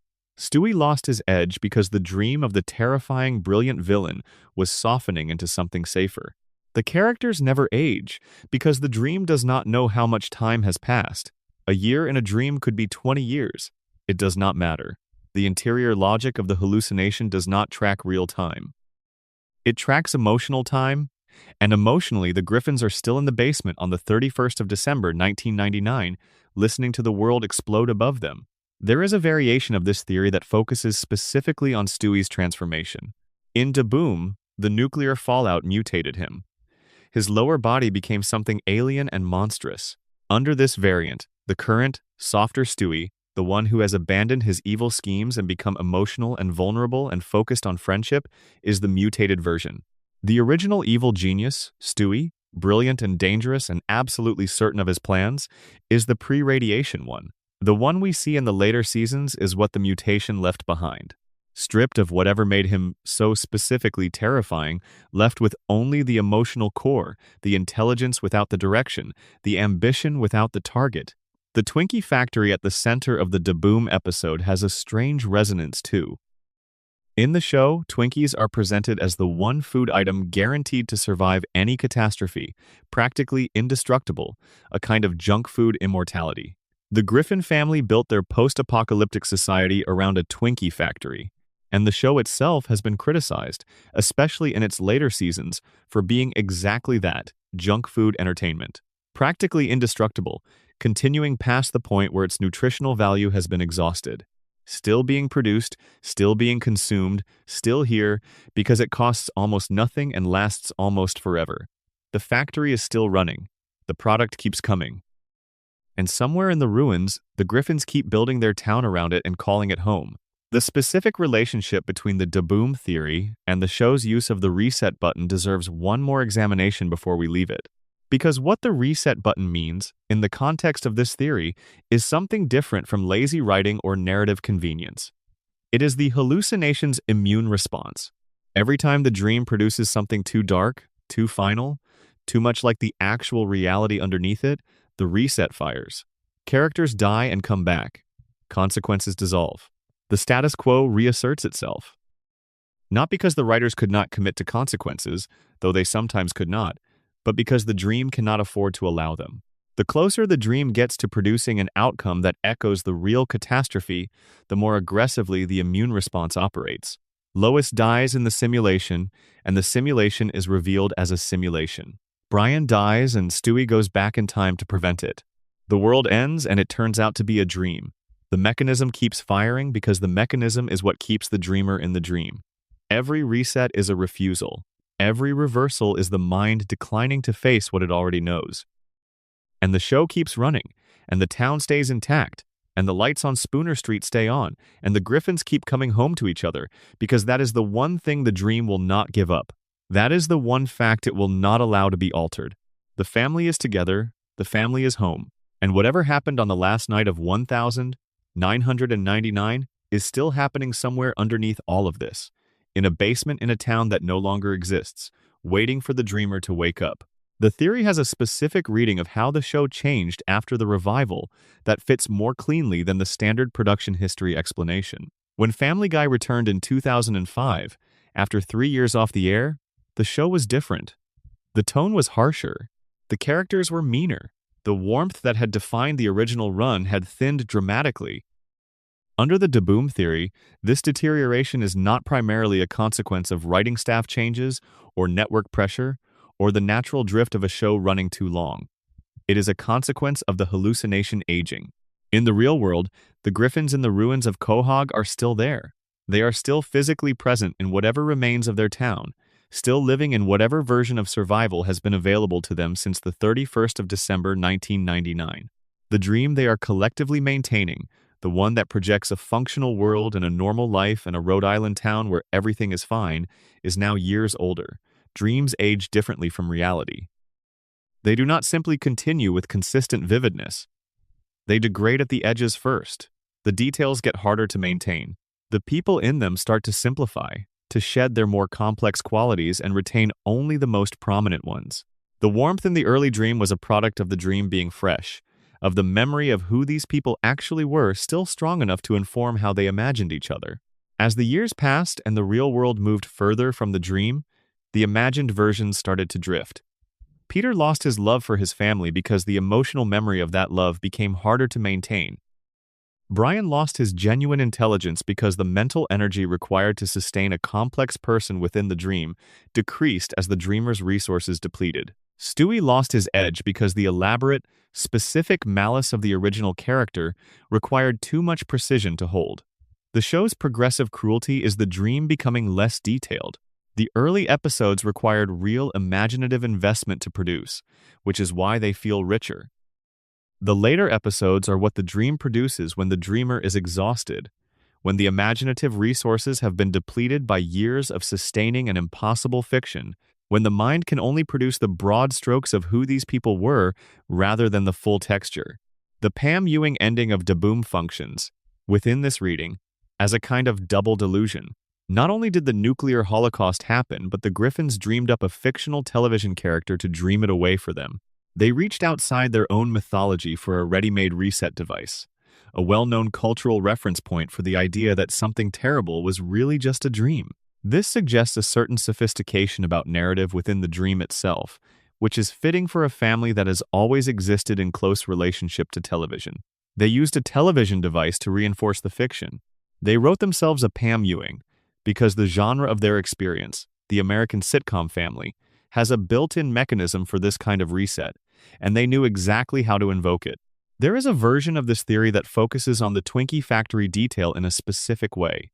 In the dream world, the Griffins are never without food, never without shelter, never without the basic material conditions of middle-class American comfort. Peter has a job, or does not have a job and still has money, or has money from some other source that is never fully specified. The house is maintained, the refrigerator is full, the bar is open. The town functions. All of these are dream logic fulfillments of the specific things that would be scarce in a post-nuclear landscape. The dream fills in everything that the real world, in Quahog's ruins, cannot provide. The abundance in the dream corresponds to the scarcity in the reality. The Twinkie factory, standing in the real ruins as the last reliable food source, becomes in the dream a world where food is never a concern, where the anxiety of survival has been entirely erased by the comforting fiction of sufficiency. There is one more dimension of the Da Boom theory that becomes available when you consider the show's relationship to its own cancellation history. Family Guy was canceled in 2002, 3 years after it premiered. It sat in a kind of limbo for 3 years, dead by network standards, alive in reruns and on DVD, and then it was revived in 2005. This production history has a parallel in the dream logic of the theory. In 1999, the world ended. The Griffins went underground. They survived. And then, after a long period of darkness and uncertainty, they emerged into a world they had reconstructed from memory and grief and the specific comfort of television grammar. The revival of the show and the revival of the Griffins from the nuclear basement are, the theory quietly suggests, the same event described at 2 different scales. The show that came back in 2005 was different because the dream that restarted in whatever year Peter decided to re-engage with living was different. The dreamer had been in the dark for a while. Things had shifted. The family that returned was the same family, carrying the same names and faces, but altered by the time underground, by the years of darkness, by whatever it costs to keep dreaming when there is nothing left to dream about. This is why the revival-era characters are harder, more extreme, less capable of the specific warmth that characterized the original 3 seasons. They are not different characters. They are the same characters after years in the basement, after years of a world that ended and did not come back the way it was supposed to, after years of trying to maintain the fiction of normality in circumstances that made normality absurd. The warmth got rubbed off. Not by cruelty, but by duration. By the specific exhaustion of being the one who keeps the dream alive when everything else has gone dark. The Twinkie factory remains the show's most resonant image when read through this theory. Not just as a symbol of junk food longevity, though it is that, but as a symbol of what survives catastrophe by being designed to survive anything. The Griffins are still going. The show is still running. Whatever happened on the 31st of December 1999, in the basement, in the ruins of a Rhode Island town, the family built something that outlasted it. That kept going past the point where it had any logical reason to. That manufactured comfort in an industrial quantity and distributed it to whoever needed it and kept the lights on when the world outside was dark. Whether that makes the show admirable or hollow is a question the theory leaves open. It is both, probably. Like most things that have survived longer than they were supposed to. Section 7. Lois Griffin, the perfect villain in plain sight. Lois Pewterschmidt Griffin is, on the surface, the straight woman of Family Guy, the voice of reason, the patient, somewhat long-suffering mother and wife who serves as a moral counterweight to Peter's chaos. In the early seasons especially, she was the adult in a household of people who frequently failed to be adults. She was the one who noticed when things had gone too far. She was the one who tried to put things right. Over the seasons, this changed. And the change was not a clean descent. It was gradual, accretive, and in many ways more disturbing than if the show had simply made her a villain directly. Because Lois never fully became a villain, she remained, always, in the space just short of that designation, just moral enough to maintain plausible deniability, just sympathetic enough to avoid condemnation, just caring enough, in isolated moments, to remind you of who she used to be and is not now. The theory about Lois is that she never changed at all, that the woman we see in the later seasons, colder, more self-interested, capable of real cruelty toward her own children, is not a corrupted version of the early Lois. She is the real version. She always was. The patient, reasonable wife of the first few seasons was a performance, and the performance has been slipping ever since. Consider what we actually know about Lois's history, as revealed piecemeal over the show's run. She comes from extraordinary wealth, the Pewterschmidt family, whose fortune dwarfs anything the Griffins could comprehend. She walked away from that world to marry Peter, a man who could not have been further from her family's expectations. She married him out of a genuine attraction to his silliness, as she has said, to his working-class unpretentiousness, to the freedom his obliviousness seemed to represent. But there is a reading of that choice that is not about love and freedom at all. It is about control. A woman as intelligent as Lois, from a background as privileged as Lois's, choosing Peter Griffin is choosing a man she will always be the smartest person in the room around. Choosing Peter means never being challenged, never being held accountable by your partner, never being asked to justify your behavior or your choices or your past. Peter, for all his faults, is not going to interrogate Lois. He is too busy surviving his own chaos to notice hers, and there is quite a lot of hers to not notice. The show has revealed Lois's history in fragments across many seasons, and when you collect the fragments, the portrait is remarkable. She has been a recovering methamphetamine addict. She starred in a pornographic film in the 1980s. She has cheated on Peter with multiple people across the years of their marriage, enough that she apparently acquired the nickname Loose Lois. She engaged in relationships with rock musicians and political figures and various others that suggest a woman whose impulse control has always been significantly less intact than the front she presents. She has been shown to have a capacity for violence that surfaces occasionally in ways the show tends to treat as comedic. She became a black belt in an episode that played her fighting ability as a surprise and then a joke. She pointed a gun at characters. In moments of stress or conflict, her response escalates to physicality in ways that would read very differently if they were coming from Peter. And then there is the matter of the children. The show has revealed across various episodes that none of her pregnancies were entirely intended. Meg's existence is attributed to a birth control failure, Chris to a broken condom. Stewie was conceived in a context the show deliberately keeps murky. The woman who presents as a devoted mother built her family on accidents and has occasionally let slip, in moments that are played as jokes but land somewhere more uncomfortable, that she was not sure she wanted any of it. Her treatment of Meg in the later seasons is where the theory finds its most direct evidence, because the cruelty Lois directs at Meg is qualitatively different from the cruelty the show allows Peter. Peter is cruel out of ignorance, or selfishness, or impulse. He insults Meg because he does not think. Lois insults Meg thoughtfully. Lois knows exactly what she is doing. When she makes a cutting remark about Meg's appearance or dismisses her daughter's hopes, it is deliberate in a way Peter's casual cruelty never quite is. Lois has access to better and chooses worse. There is one detail from the show's mythology that fans often cite when discussing this theory. In a passing joke in one episode, Lois mentions that she instructed Meg on how to have a miscarriage. This is delivered as a dark comedic aside, the kind of moment Family Guy uses to generate shock value without accountability. But in the context of the Lois as hidden villain theory, it is something else. It is a mother telling her teenage daughter how to end a pregnancy rather than offering her support or helping her navigate a difficult situation. It is the action of someone who views Meg as a problem to be managed rather than a child to be protected. The Pewterschmidt family context matters here too. Lois's father Carter is explicitly controlling and callous. Her family's wealth and social position were the dominant values of her upbringing, with warmth and genuine care running a distant second. Lois was shaped by a household that valued appearance above authenticity. She learned, from the very beginning, how to perform the role expected of her, how to look like the right kind of person from the right kind of family. That skill, the skill of perfect performance, is what makes her such an effective hidden villain. She knows how to appear to be exactly what people want her to be.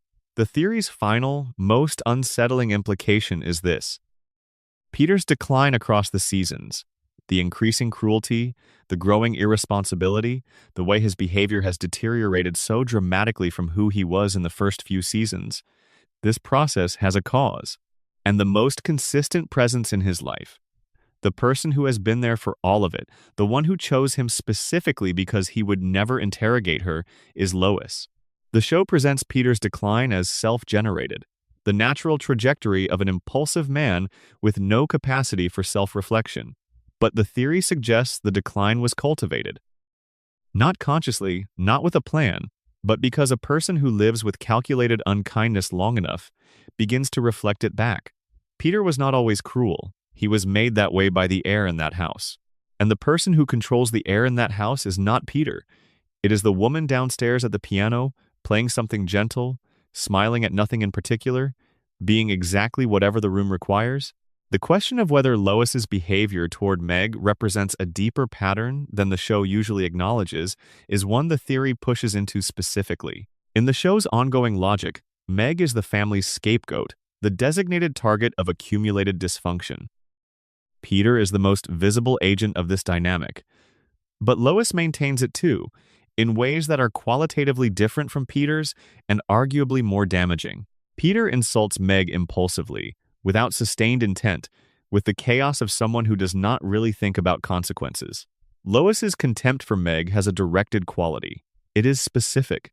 It is chosen. It does not look like someone who defaults to cruelty out of stupidity. It looks like someone who has decided that this is how this relationship works, and who maintains that decision consistently across years of interaction.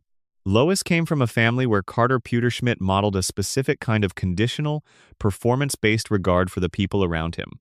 He liked people who were useful, who were impressive, who reflected well on the family name. He had little patience for people who did not meet his standards, including his own daughter in various respects. Lois grew up watching this model applied, including to herself when she fell short. She learned that regard is earned and withheld based on performance, that the people who disappoint are managed rather than loved, that disappointment in a family member is a practical problem rather than an emotional one. Meg, from the earliest episodes, did not perform. She was not impressive in the ways the Pewterschmidt model recognizes as valuable.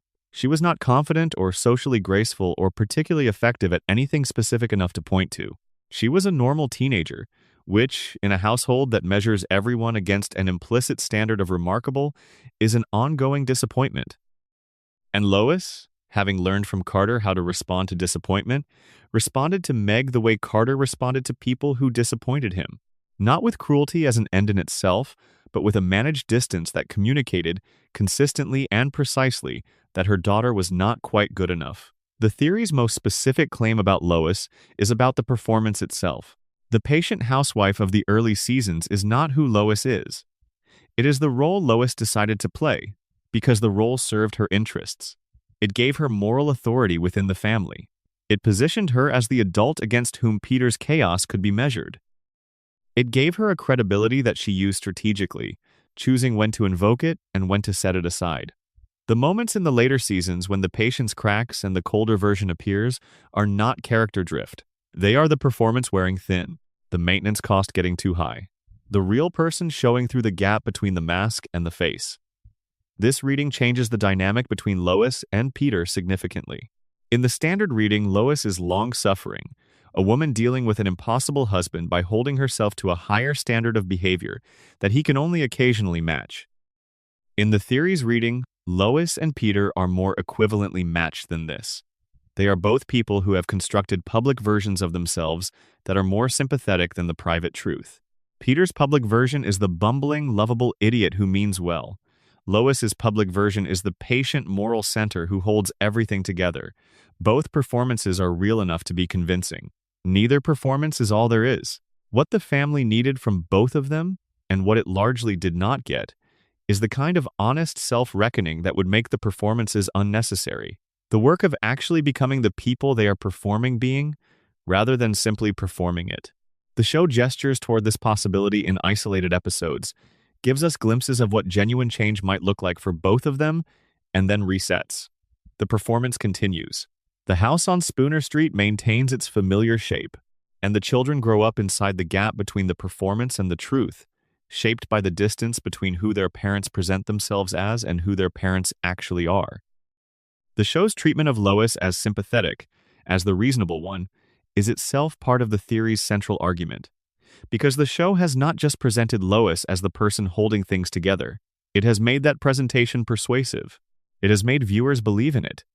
For most of the show's run, the audience's default alignment has been with Lois against Peter. She is the adult. He is the child. She is the competent one. He is the disaster. And this default alignment is exactly what the theory identifies as the mechanism by which the actual Lois stays hidden. The performance is so well calibrated, and the contrast with Peter is so stark that nobody looks past it. The villain theory does not require the audience to suddenly hate Lois. It requires something subtler, a willingness to look at what the show has actually depicted rather than what the frame insists you are supposed to see. What the show has depicted is a woman who is warm in public and cold in private, who defends her children in front of others and diminishes them at home, who presents as the family's moral compass while operating with a self-interest that the compass framing obscures. She is not evil. She is something more recognizable and more troubling than evil. She is someone who has learned to manage perception so completely that she has become genuinely difficult to see. Section 8. Quagmire is the most dangerous person in the town. Glenn Quagmire is one of those characters the show treats as a comedic archetype so thoroughly that you stop seeing what he actually is. He is the sex-obsessed neighbor, the joke that keeps returning, the man whose entire identity has been reduced to a single defining characteristic, pushed to absurdist extremes. He exists, in the show's economy, as a way to make jokes about a particular kind of male behavior. He is the punchline. But there is a theory that proposes Quagmire is not what the show presents him as. Not a comic foil, not an affable lecher whose behavior exists in a safely cartoonish space. The theory proposes that Glenn Quagmire, placed in any realistic context, is genuinely terrifying. And more than that he knows it, has always known it, and has been hiding in plain sight behind the show's insistence on treating his behavior as comedy for over 2 decades. Start with what we know. Quagmire's behavior, catalogued plainly without the softening of comedic framing, is not funny. It is a pattern that, across hundreds of episodes, describes someone who has an aggressive, systematic disregard for consent and boundaries. The show has always acknowledged this on some level while simultaneously refusing to engage with the implications. Characters occasionally express discomfort with Quagmire. There is a famous scene where a woman in his house realizes she is locked in, a moment the show plays as a quick dark joke before moving on. There are running references to his collection of women in his basement, to his past, to things done in his house that nobody has ever fully investigated. He has served in the Navy and has a pilot's license, which means he has skills, training, and access that extend considerably beyond what a typical neighbor would have. He is, in certain respects, precisely competent in areas that would matter if he were actually dangerous rather than the show's premise that he is merely ridiculous. The theory goes a step further, pointing to the episode from Season 8 in which Quagmire delivers his famous speech to Brian. It is a precise, articulate, devastating catalog of Brian's actual flaws, delivered with the focused force of someone who has been observing closely for a long time. The speech is one of the most celebrated moments in the show's post-Golden Era run precisely because every single thing Quagmire says is accurate.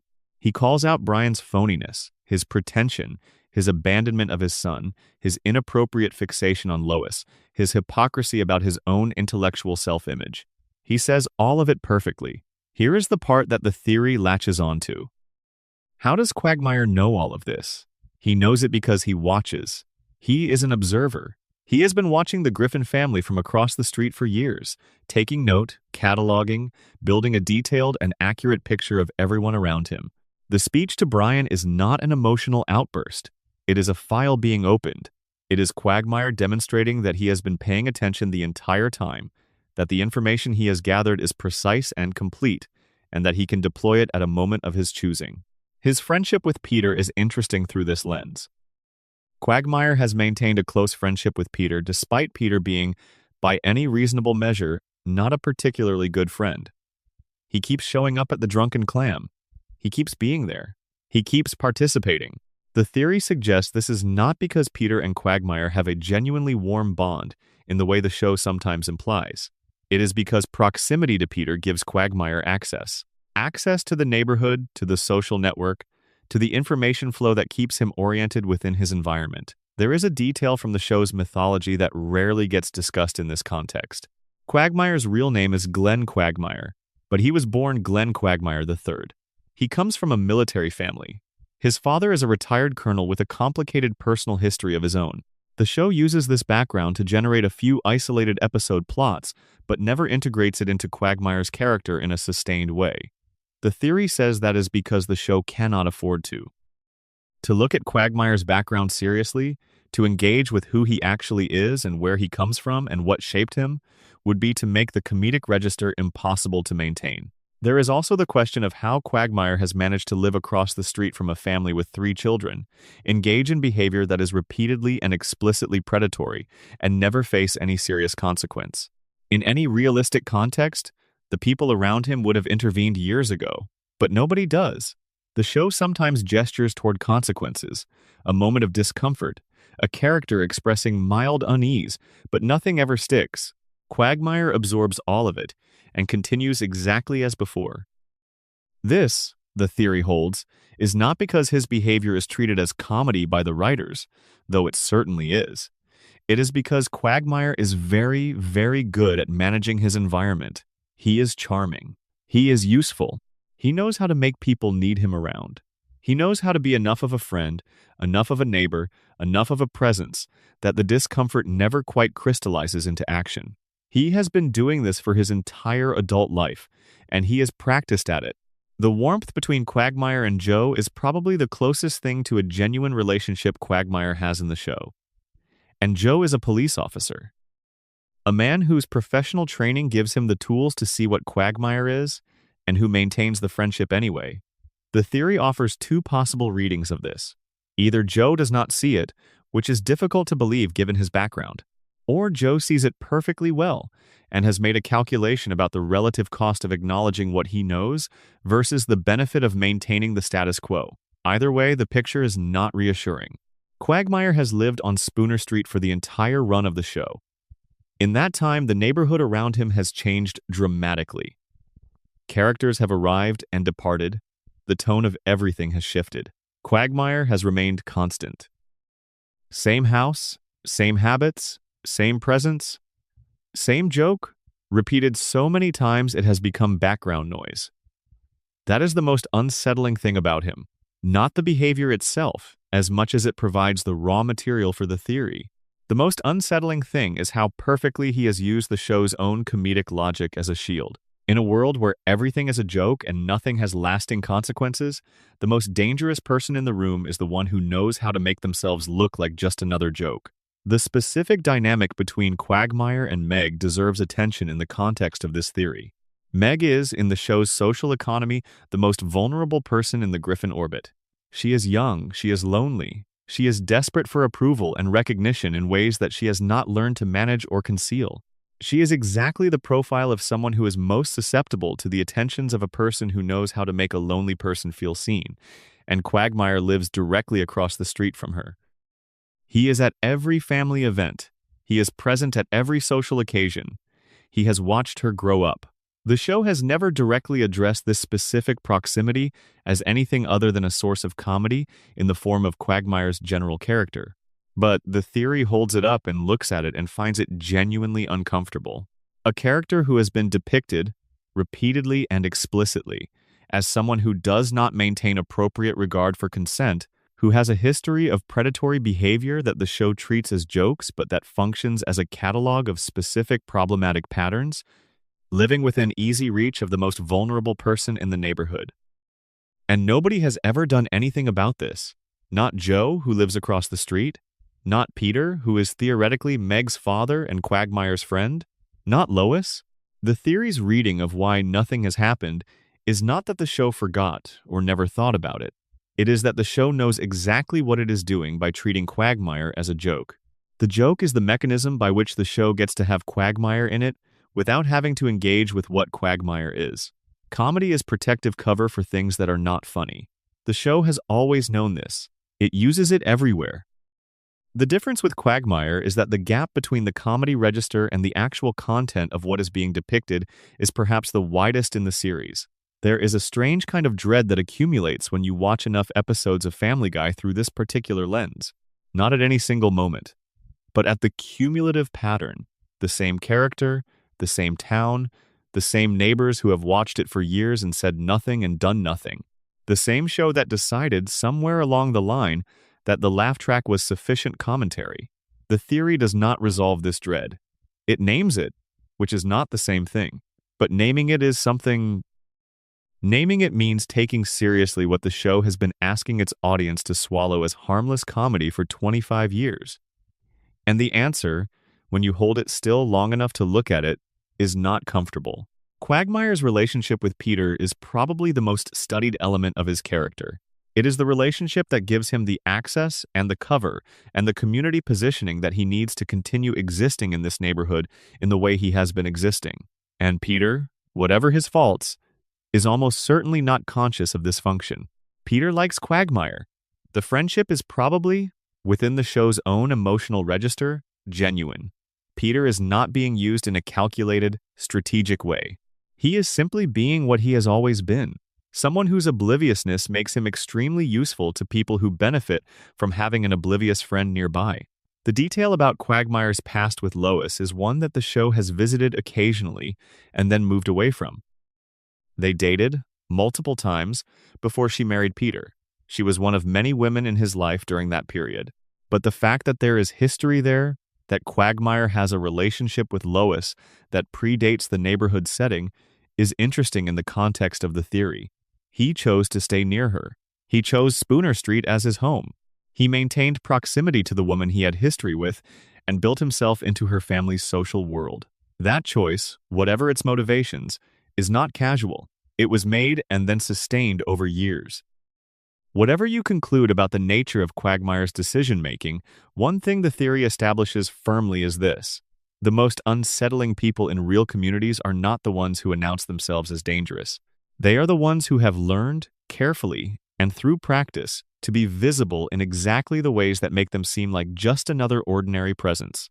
The joke, the character, the sitcom archetype, the man everyone knows and nobody thinks too carefully about. Quagmire has been on Spooner Street for 25 years. He is still there.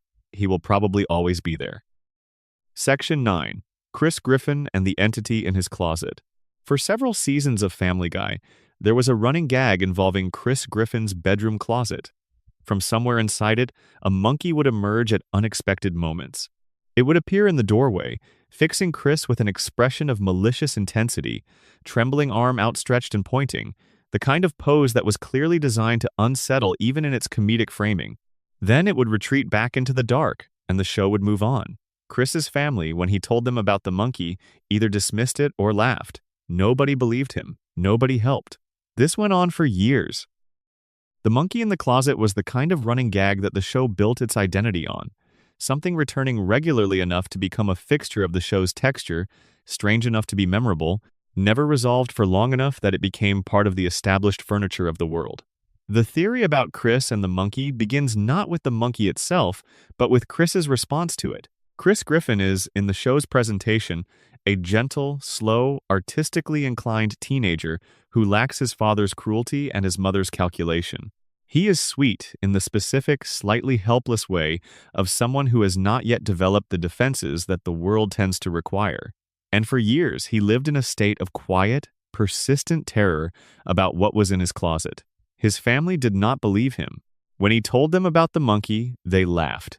When the monkey appeared, other characters would catch a glimpse and then somehow dismiss it, misidentify it, file it away as something that could not really be there. The show used this as comedy. But the theory reads it differently. The theory reads it as a portrait of what it is like to know something is wrong, to have been seeing it clearly for years, and to exist in a household where nobody will validate what you know. The evil monkey, as the show eventually revealed, was not evil at all. He had been going through a painful period in his own life. His wife had cheated on him. He had lost his job and his home. He had moved into Chris's closet because he had nowhere else to go. And the pointing, the trembling, the expression that looked like malice, these were all misread signals. He was trying to start a conversation. He was trying to say, I am here. I see you. I just need somewhere to be for a while. The theory about Chris uses this revelation as its foundation, but extends it considerably beyond the show's own reading of the scenario. It suggests that the evil monkey was not a one-off comedic construct. He was a mirror, a doubled image of what Chris himself was experiencing in that household. Think about what Chris's life looks like from the inside. He is the middle child in a family that is mostly preoccupied with its own chaos. He is slower than his siblings, gentler, less defended. He has a talent for art that is occasionally acknowledged and never developed. He has no meaningful relationship with his father, who is either too distracted or too self-absorbed to show genuine interest in who Chris actually is. He has a mother who is more complex and less warm than she presents. He has a sister who is treated so badly by the family that her suffering has become a kind of household wallpaper. And for years, he had a creature in his closet that the people around him refused to acknowledge. The theory extends this into a reading of Chris's interiority. The monkey was real. The theory is not disputing the show's own canon. But it was real in the way that his fears were real, in the way that his sense of being invisible to his family was real, in the way that the specific loneliness of being the unnoticed one in a household of archetypes is real. The monkey was a physical manifestation of everything Chris could not articulate. The fear, the sense of something lurking in the dark that nobody else would look at. The need for company in a house where he was present but not exactly seen. When Chris finally catches the monkey and forces his family to acknowledge its existence, and when the monkey explains itself, something quietly significant happens.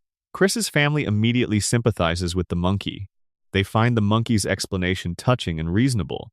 They extend to the monkey, quickly and without much difficulty, the understanding and attention that they have never extended to Chris himself.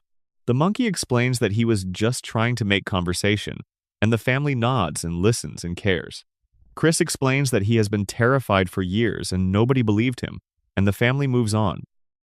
The friendship that develops between Chris and the monkey is, under this theory, the most meaningful relationship Chris has in the entire show.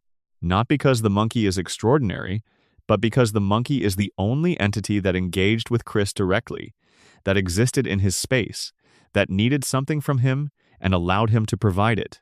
That allowed him to matter.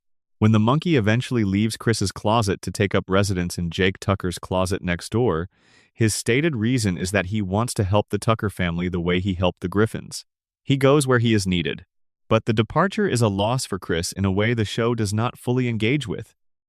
The one being who had lived in his room, who had been there through the years of being overlooked, who had eventually become something close to a friend, moved on. And Chris is left in his bedroom again, his closet empty, his family still not really seeing him, the quiet unchanged. There is a reading of this theory that extends to the broader question of what the show does with its gentlest characters. Stewie was brilliant and threatening until the show made him softer. Brian was wise and grounded until the show made him pretentious. Meg was ordinary and real, in a way that made her the target of everything the show could not process. Chris was gentle and perceptive in a way the show consistently underused. All four of them, the children and the dog, were made smaller as the show went on. All four of them started with something that could have developed into something remarkable, and the years wore it down. The monster in the closet was real. Chris was right the whole time. And the tragedy is not that nobody believed him then. The tragedy is that when they finally did, they moved on from it so quickly. The theory connects Chris's situation to a broader pattern that runs through the show's treatment of all its characters. The way the show consistently denies its characters the specific thing they most need. Peter needs to be genuinely seen by his family as someone capable of love, and is instead surrounded by people who have either given up on him or are exploiting his obliviousness. Brian needs to be taken seriously as a writer, and is surrounded by people who find his literary pretensions either annoying or amusing. Stewie needed someone to acknowledge him as real, and was surrounded by a family playing at strategic deafness. Meg needs to be loved without condition, and is surrounded by people who offer her only the mirror of their own dysfunction. Chris needs someone to witness his world, to acknowledge that the things he sees and fears are real, that his perception is valid, that what he describes is not a punchline to laugh at but a reality to engage with. He is the character on the show who is most visibly in need of exactly the kind of straightforward credibility granting that the adults around him seem least able to provide.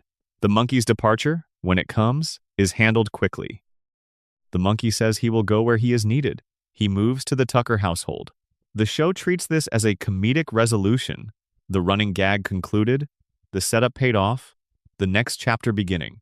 But for Chris, the departure is a specific loss that the show does not linger on long enough to honor.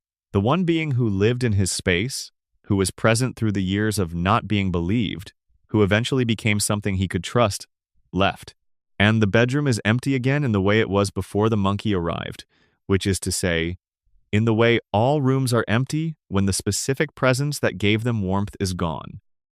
There is something in the evil monkey story, read all the way through, that feels like a compressed version of a much longer and more serious narrative. A child who is afraid of something real and cannot get anyone to believe him. Years of dismissal. The fear confirmed. An unlikely friendship with the very thing he feared, built on the foundation of mutual acknowledgement. The friend leaving, the child alone again. This is not a comedy arc. This is the shape of a certain kind of childhood, one that millions of people have lived in some version. The show built it as a joke, and it accidentally built something that resonates far past the comedic intent. The monkey's theory about his own arrival is worth considering carefully too. He moved into Chris's closet because he had nowhere else to go. He was in pain. He was going through a divorce. He had lost his job. He had lost his home. He was a creature in crisis who found a dark space where he could exist without being required to present himself as functional, and he stayed there until something changed. This is the shape of depression, the withdrawal into the dark space, the apparent menace that is actually helplessness, the inability to communicate need in ways that the people around you can register without being frightened. Chris, who was afraid of the monkey for years, eventually recognized in him something he had some experience of himself.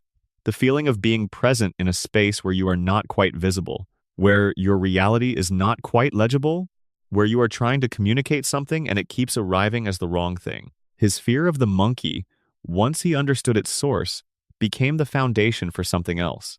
He knew what it was like to try to say something and have it be misheard. He knew the specific anguish of that. He let the monkey in because he knew. There is a broader reading of the Chris theory that connects it to the show's general treatment of children who do not fit the expected mold. The show has always been more interested in the extremes of its child characters than in their middles. Stewie is extraordinary in one direction, Meg is punished for being ordinary, and Chris exists in a middle space that the show struggles to inhabit consistently. He is not brilliant enough to be Stewie.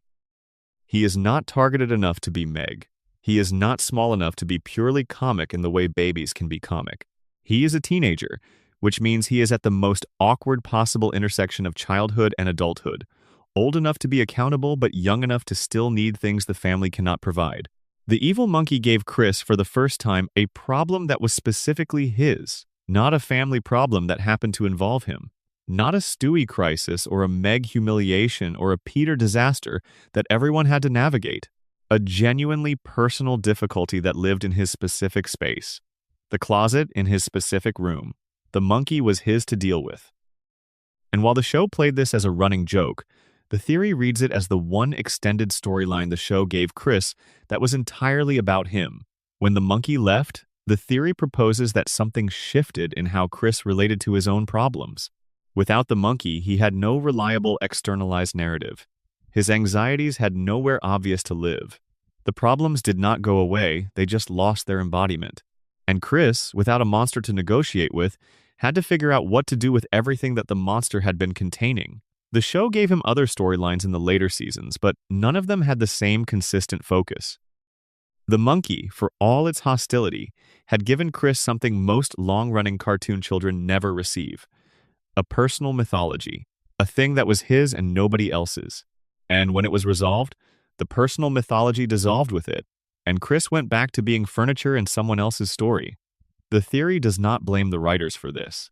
It simply observes that the show, in resolving the evil monkey in a warm and funny way, accidentally deprived its most overlooked character of the only thing that had ever made him specifically visible. The resolution was kind. The aftermath was erasure. And Chris moved through the rest of the series the way he had always moved through it, present and unremarked upon, waiting for another monster to point at him so he could feel, however briefly, like the most important person in the room. Section 10. Death has been manipulating the Griffin family all along. Family Guy is one of the very few animated shows to depict Death as a recurring, named, interactable character. He appears multiple times across the run of the show, beginning with the Season 2 episode Death is a Bitch, in which Death arrives to claim Peter after Peter accidentally writes off his own demise on a tax form. Peter manages to avoid dying. Death twists his ankle during the chase, ends up convalescing at the Griffin household, and eventually a deal is struck. This establishes a relationship between the Griffin family and the figure of Death that the show returns to regularly across subsequent seasons. Death, in Family Guy's version, is not a distant, impersonal force. He is a character with opinions, anxieties, a social life, and personal history. He has problems with women.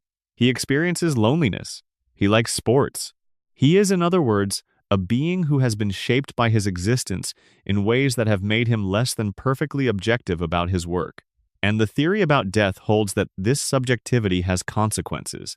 Specifically, that Death's repeated contact with the Griffin family has compromised his function in their regard, and that this compromise is the reason Peter Griffin has survived so many encounters that should have killed him. Consider what Peter Griffin has survived across the show's run. He has been in explosions. He has fallen from heights that would kill any real person. He has been in car accidents of catastrophic severity. He has ingested substances that would hospitalize anyone. He has been attacked by bears, shot, burned, crushed, and involved in physical confrontations with a giant chicken that have devastated entire city blocks. By any actuarial logic, Peter Griffin should have died dozens of times. He never does. He resets, he heals, he shows up again in the next episode with no lasting evidence of whatever happened to him. The standard explanation is cartoon logic. Animated characters are indestructible by convention. This is true, but as discussed earlier in the context of other theories, Family Guy does not apply cartoon logic consistently. Death exists in the show. Death has a job. When death comes for someone, they die. Characters have died and stayed dead, at least temporarily. Brian died, genuinely and permanently, for a few episodes. Other characters have died and not come back. The show's universe contains real death, which means Peter's survival is not simply a matter of cartoon immunity.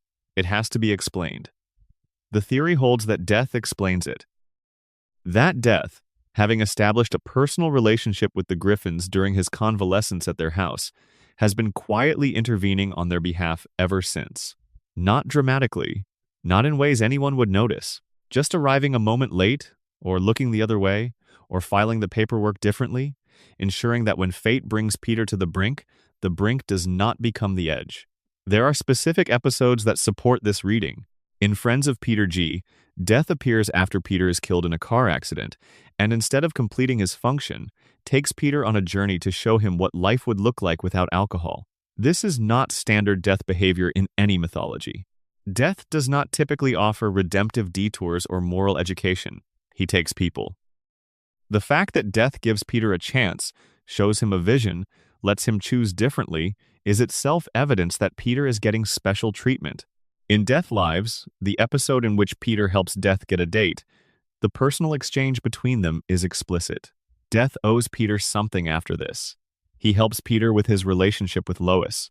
Again, death intervening in the personal life of a living person is a deviation from his function that can only be explained by the relationship they have built. The theory extends this to consider why death would compromise his function this way, and the answer the theory offers is loneliness. Death, in Family Guy's depiction, is profoundly lonely. He is surrounded by death perpetually. His social connections are necessarily limited. The Griffin family offered him something he does not otherwise have: ordinary human contact, a couch to rest on, a household that treated him with enough casual familiarity to make him feel, however briefly, like something other than the end of everything. And he has been paying that back ever since. Every time Peter should have died, death shows up, looks at the man who gave him a place to recover when he hurt his ankle, and makes a small adjustment, a slight delay, a near miss that stays near rather than becoming a hit. He has been doing this for years, quietly, consistently, maintaining a relationship with a family that most of his colleagues would consider an ongoing administrative headache. The implication for the broader logic of the show is significant, because if death has been protecting Peter, it follows that death's protection extends, in some degree, to the household around Peter, the children who have survived things that should have killed them, the dog who died and was brought back through time travel, even Lois, whose own history of dangerous choices and violent confrontations should statistically have caught up with her by now. There is a moment in the show's later seasons, in the episode 3 Acts of God, where Peter meets God directly. Death facilitates the meeting. He brings Peter and his friends to heaven. In the show's context, this is played largely for comedic effect. But in the context of this theory, it is remarkable. Death, whose function is to ferry the dead, is instead giving a living person access to God. He is using his position in the metaphysical hierarchy to do Peter a favor so extraordinary that it is almost impossible to process. He brought a living man to heaven for a chat. The relationship between the Griffins and Death is not incidental. It is structural. Death has woven himself into the fabric of their story in a way that shapes everything. He is the reason the show can keep going. Keep having Peter survive the unsurvivable, keep bringing characters back from the edge. He is the silent, accommodating presence behind the curtain of the show's cartoon logic, not a force of nature. A person who made a choice, a long time ago in a Season 2 episode, to be something a little more than what he was supposed to be, and the Griffins have no idea. They have never fully understood the nature of the relationship. They have treated death as they treat everyone, with a mixture of casual warmth and oblivious self-absorption that, in this case, accidentally generated genuine loyalty in return. Peter Griffin is alive because death likes him, because death has always liked him, and that, in the quiet strangeness of this world, turns out to be enough. The broader implication for how we watch the show is worth dwelling on. If death is actively maintaining the Griffin family's survival through quiet intervention, then the show's history of impossible escapes and miraculous survivals is not sloppy cartoon logic. It is something much more specific. It is a portrait of what protection looks like when the protector operates invisibly. Peter does not know that death has been bending the rules on his behalf. He has no reason to suspect it.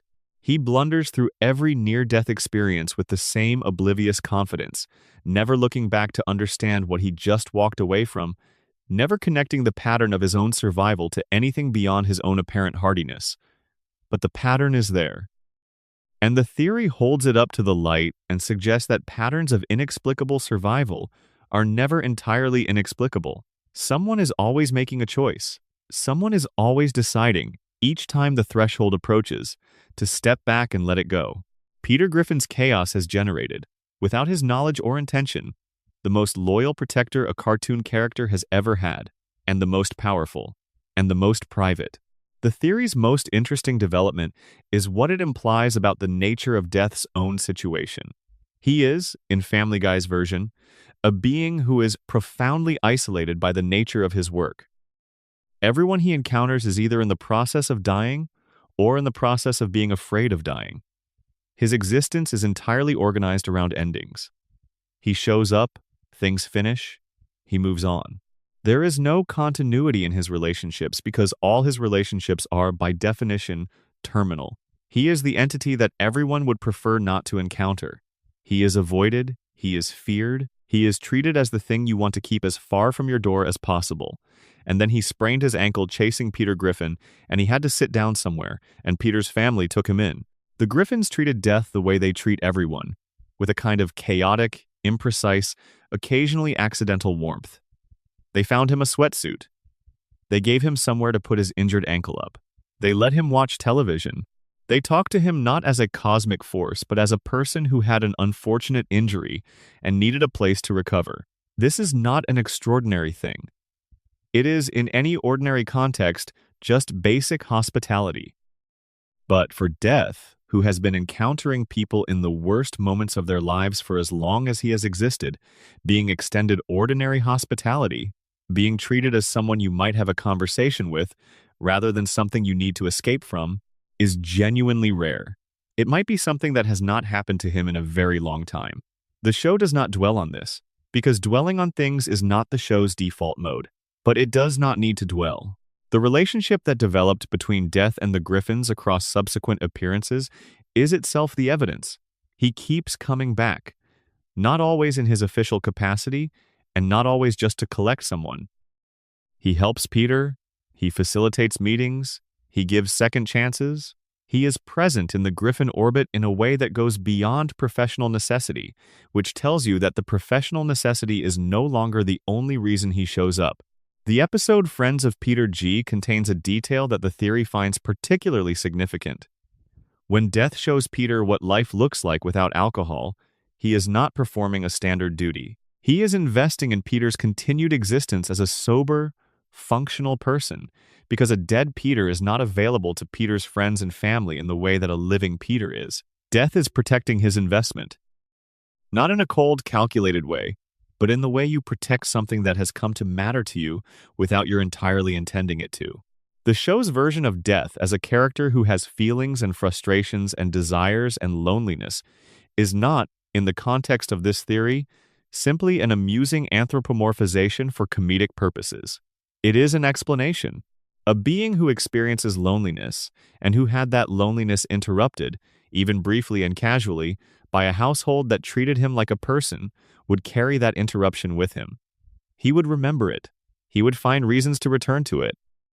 He would, without ever fully articulating why, do what he could to make sure the household that had given him that gift continued to exist.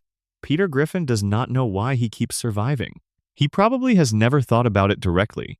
In his mental model, he is simply a lucky man, someone whom fate keeps missing, someone whose number is never quite called. He is right that fate keeps missing him. He is wrong about why. The reason is in the Providence College sweatsuit that has been sitting in a closet on Spooner Street since a Season 2 episode, waiting for its owner to come back and need it again. Section 11. The town itself is a prison nobody can ever leave. This is the theory that you feel in your bones if you have watched enough of the show, because it does not require an elaborate setup or a specific episode as evidence. It is drawn from the accumulated weight of hundreds of episodes over more than 2 decades. Nobody ever permanently leaves the town of Quahog, Rhode Island. Characters try. Characters have been trying since the beginning of the show. They move. They get new jobs elsewhere. They announce departures. They relocate to other cities, other states, sometimes other countries. And they always come back. The show's universe pulls them back with the force of something gravitational, something that has nothing to do with choice and everything to do with the nature of the place itself. Cleveland Brown is the most dramatic example. He left the show at the end of Season 8, taking his family to Stoolbend, Virginia, where he had a spin-off series for 4 seasons. The Cleveland show ran from 2009 to 2013. He had a whole other life there. A new wife, a stepson, a community, a show entirely his own. And then it ended, and Cleveland came back to Quahog, back to the Drunken Clam, back to the house on the street, as though the Stoolbend years were a detour rather than a destination. The spin-off universe was swallowed back into the original one. Meg has tried to leave. There are episodes across the series where Meg imagines or plans her eventual departure from the family once she turns 18. She has said explicitly that she does not know if she wants to see any of them again once she has that freedom. But she is still there, season after season.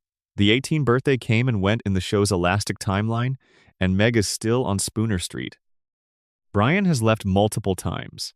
He has moved out of the house, pursued other lives, had relationships that briefly took him elsewhere. He always returns. Even death, the one departure that should be permanent, could not hold him for more than 2 episodes before the show pulled him back through a time travel device that feels, in retrospect, less like a creative choice and more like the town refusing to let him go. The theory about the town proposes that this is not a failure of writing ambition or an artifact of television's tendency to reset its characters. It is the show's most consistent piece of world building. Quahog is a closed system. Something about the town, whether it is a physical property of the place, a supernatural agreement, a consequence of the purgatory theory discussed earlier, or simply the gravitational logic of a world that cannot allow its stories to resolve, means that the people who live there do not leave, cannot leave in any permanent sense, are drawn back again and again to the same street and the same bar and the same neighbors and the same lives. Peter has had episodes where he became wealthy and temporarily lived differently. They reset. He has had episodes where his relationship with Lois deteriorated past the point of apparent recovery. They reset. He has had episodes where he found new purpose, new community, new identities. They reset. The town absorbs all of it. Every deviation returns to the baseline. Every departure ends at the front door of 31 Spooner Street. The purgatory reading of the show, which floats through multiple theories and fan discussions, gives this the most specific theological frame. In purgatory, the function of the place is to work through what you could not work through in life. The souls there are not being punished arbitrarily. They are being held until they complete something. Until they learn something, or reconcile something, or achieve whatever specific transformation is required for the next stage. And in the meantime, they cannot leave. They are bound to the place of their work. Under this reading, every character in Quahog is there for a reason. Peter because of his cruelty and selfishness, which he has not yet genuinely confronted. Brian because of his dishonesty and his wasted potential. Quagmire because of the obvious. Lois because of her controlled manipulation of the people around her. Meg because, if the theory is right that she is the most genuinely good person among them, she has been placed there as a test for the others, and she is stuck too because the others have not passed yet.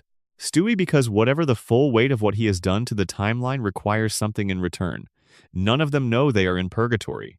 That is usually how it works.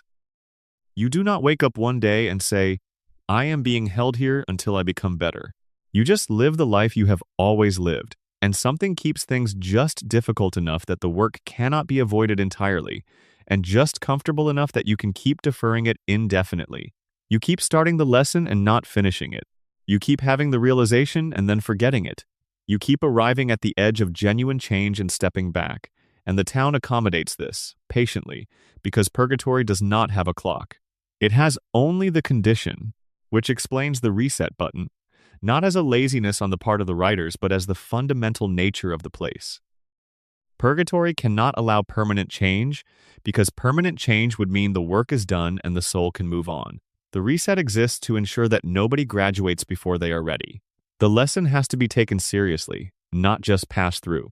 The saddest element of this theory is Meg, because if she is placed there as a test for the others, she is suffering not for her own purposes, but for theirs. She is enduring decade after decade of a specific kind of pain, so that the people around her might eventually, maybe, look at what they are doing and understand what it costs someone who is just trying to live. And they have not understood it yet. Not really. Not in any lasting way. The show keeps giving them opportunities. The show keeps bringing Meg to the breaking point and letting her speak and watching the family almost get it and then reset. And until they do, everyone stays. The town keeps them. The door is right there. The road leads somewhere. But nobody goes. The purgatory theory's most interesting implication is about what the work of purgatory actually consists of for each specific character. It is not punishment. It is transformation. The difference matters enormously in how you read the show. If the characters are being punished, their suffering is retributive, and the show is a kind of moral ledger where bad behavior generates corresponding pain. If they are in purgatory in the theological sense, their suffering is transformative, or is meant to be. It is the friction of the work they need to do. The difficulty is not arbitrary. It is calibrated to exactly what needs to change. For Peter, the work is becoming genuinely accountable for the people in his care. The show gives him this opportunity, repeatedly, in episodes where he almost gets there, where he almost holds the weight of what his behavior has cost the people he loves. He apologizes. He shows genuine remorse. He changes, briefly and specifically, in the direction of the father and husband he could be. And then the next episode resets, and the work has to begin again from the same starting point. This is not the writers failing to honor the growth. This is purgatory doing what it does. You cannot graduate with a passing grade on a single attempt. The lesson has to be genuinely incorporated, has to become part of who you are, rather than just something you performed once under specific conditions. Peter has gotten very close to genuine incorporation several times. Each time it almost sticks. And each time, the reset comes before it fully does. There is no penalty in purgatory for the near miss. You just do it again. For Meg, the question the theory cannot quite resolve is when her work is finished. Because if her function is to be the real person at the center of an unrealistic family that needs her realness to survive, then her work is never finished as long as the family needs her. She is not working toward her own transformation. She is facilitating everyone else's, which makes her situation the most specifically painful one in the household. A person in purgatory whose release is contingent not on her own readiness, but on everyone else's. The show's gradual improvement in its treatment of Meg, the softening of the cruelty that began around season 14, might represent genuine progress. Not hers, because she was never the one who needed to change. Theirs. The writing staff changed. More women joined the room. The reflex toward cruelty as comedy began to meet resistance.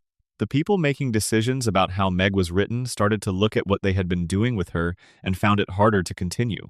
This is not nothing. In the language of the purgatory theory, it is something like the beginning of a correct answer forming. The town does not have a physical boundary. There is no wall, no fence, no checkpoint. The road out of it leads to real places. Cleveland drove to Stoolbend, which is a real city in the show's geography, with a real highway getting there and real things to do once you arrive. The exits are functional. The town does not keep people through walls. It keeps them through something more like magnetism, or more like obligation, or more like the specific quality of a place where your unfinished business lives. You can leave, but the business stays. And eventually the business calls you back. Because in purgatory, the work is always where you left it. The show has run long enough that the people who grew up watching it are now adults who have their own children and their own relationships and their own complicated families. The Griffins have been there for all of it, present across decades of people's lives, constant when almost nothing else was constant. There is something in this persistent presence, in the fact that the show returns year after year to the same house and the same family and the same unresolved dynamics, that mirrors the experience of carrying certain things through a life. The thing that will not be resolved, the person you have not quite been able to be, the lesson that keeps presenting itself in new forms and keeps not quite sticking. Purgatory, if it exists, is probably exactly this quiet, exactly this familiar, exactly this unyielding in its patience. It does not shout, it does not punish, it simply waits and comes back and asks the question again. The purgatory theory also has something specific to say about the show's animation quality, which is an unusual detail for a fan theory to address. In the early seasons of Family Guy, the animation had what fans consistently describe as a quality of life. The characters moved with a specificity that reflected individual personality. Peter moved differently from Brian. Stewie's physicality was precise in ways that matched his psychology. The animation was rougher, less polished, but it was warmer, and the warmth came from the sense that the people making it were paying attention to who these characters were. As the show continued, the animation became technically more polished and emotionally colder. The movements became more standardized. The specificity decreased. Characters began to move in ways that were generally consistent with themselves, but no longer carried the specific charge that the early seasons had. This is a production observation that fans have made for years, usually attributed to studio changes and the progressive refinement of digital animation techniques. But the purgatory theory reads it differently. In purgatory, the world is real enough to function, but not quite real enough to feel fully alive. The surroundings have the shape of life without quite having its texture. The characters have the appearance of personhood without the specific weight that personhood carries in a fully inhabited world. The animation's increasing polish and decreasing warmth is the show becoming, in visual terms, more perfectly purgatorial, more present without being more alive, more detailed without being more felt. The early animation was imperfect. It had errors and inconsistencies that the later seasons would clean up, but imperfection is one of the signs of genuine presence. Things that are fully alive are imperfect. Things that are in transition, waiting, not quite arrived at whatever they are supposed to become, tend toward a kind of smoothed-over correctness that is more comfortable and less real. The show's visual evolution, through this lens, is the town of Spooner Street becoming more perfectly the waiting room it was always supposed to be.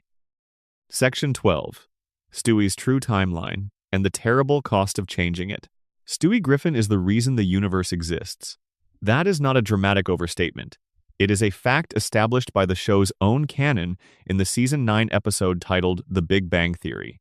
Not the television comedy of the same name, but a Family Guy episode in which Stewie and Brian, fighting over control of Stewie's time machine, accidentally launch themselves outside the space-time continuum, into a void, a place beyond physics, beyond cause and effect, beyond existence itself.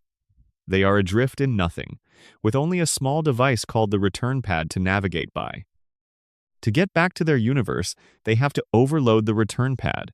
The explosion of energy from the device will, if the calculations are right, propel them back into reality. Stewie runs the numbers. He fires the device. There is an explosion. They make it home. And then, sometime later, Stewie makes a discovery. He compares the energy signature of the return pad's explosion to the cosmic background radiation of the known universe. They match exactly. The explosion that sent him and Brian home did not just create a reaction. It created everything. The energy of that overloaded return pad is the Big Bang. Stewie Griffin, attempting to get himself and his dog back from outside existence, accidentally caused the origin of the universe. This makes Stewie not just a character in the show, it makes him a foundational element of physical reality. The universe exists because Stewie was born.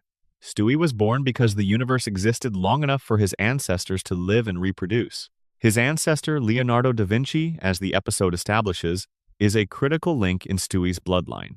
A time traveler who tried to erase Stewie from history by killing da Vinci discovered what the theory already implied, that removing Stewie from the timeline does not just change history. It unravels everything. The universe ceases to exist because the person who caused it to exist is no longer there to cause it. This is the temporal causality loop at the center of Stewie's existence. He exists because the universe exists. The universe exists because he caused the Big Bang. He caused the Big Bang because he existed to do it. There is no beginning and no end to the loop. There is only the loop. Stewie is bound to it. He cannot be removed from the timeline, not because he is powerful, not because he matters in the conventional sense that characters matter, but because his existence and the existence of everything are the same thing. Now consider what Stewie does with his time machine across the show's run. He uses it constantly. He uses it to make himself look better in arguments with Brian. He uses it to take revenge on characters who annoyed him. He uses it to revisit historical moments and interact with famous figures. He uses it to save Brian's life when Brian dies. He uses it to travel with Brian to other eras for adventures that are usually played as comedic romps.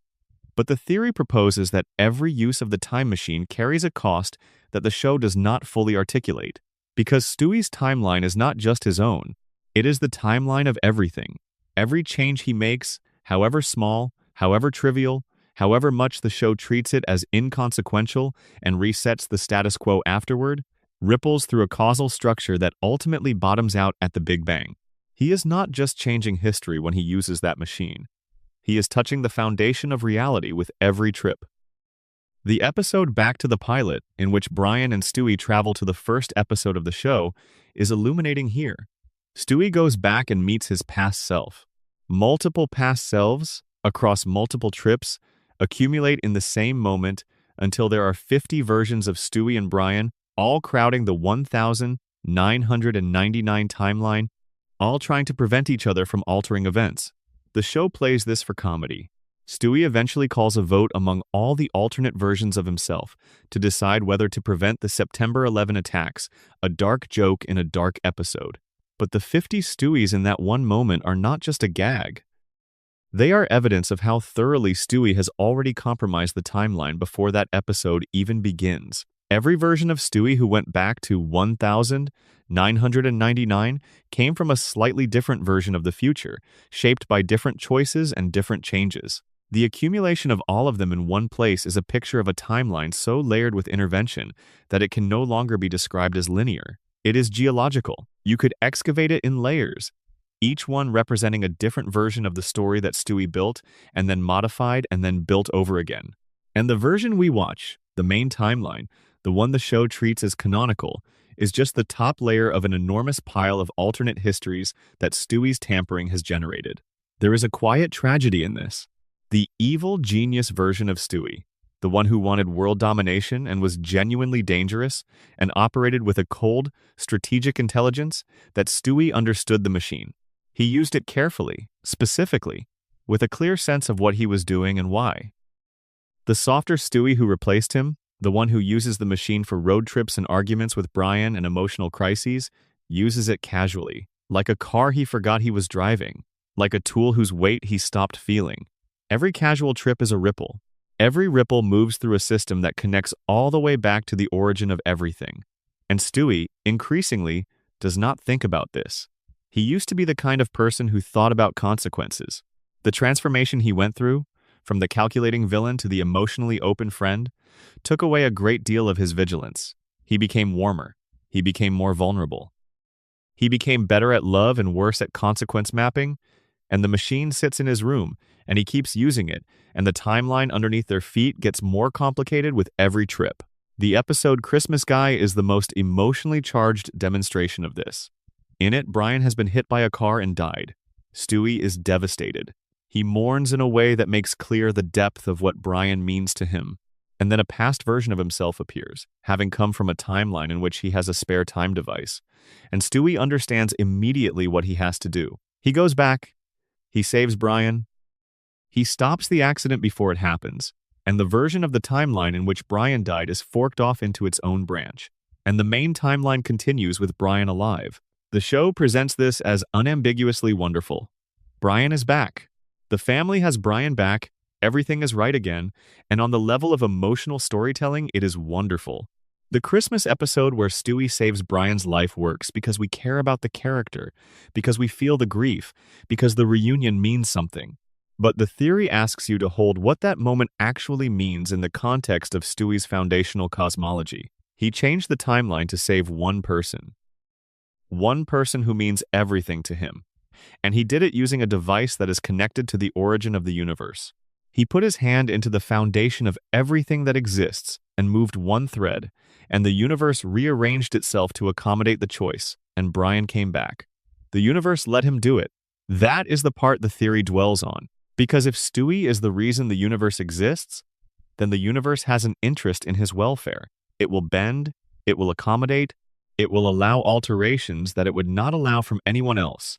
Because the loop requires Stewie to be functional, to be present, to eventually arrive at the moment when he overloads the return pad and fires the shot that started everything. The universe protects its own origin point. And Stewie, wandering through time in his little blue-collared shirt, using the machine for arguments and road trips and saving his dog, is that origin point. He is protected not because anyone decided to protect him, but because the alternative is that nothing ever existed at all. He has probably never fully internalized this. There are moments in the show where he comes close, where something in his manner suggests an awareness of what he is that goes deeper than the comedy allows. But he mostly lives the way everyone in that house lives, day to day, small concerns, local dramas, the pleasures and frictions of a household that makes no sense but has become, somehow, home. And somewhere outside the space-time continuum, in a void that has never been fully mapped, the explosion that made everything is still propagating outward. Galaxies are still being born from it. Stars are still being organized by the physics it generated, all of it spiraling out from a moment when a baby needed to get home.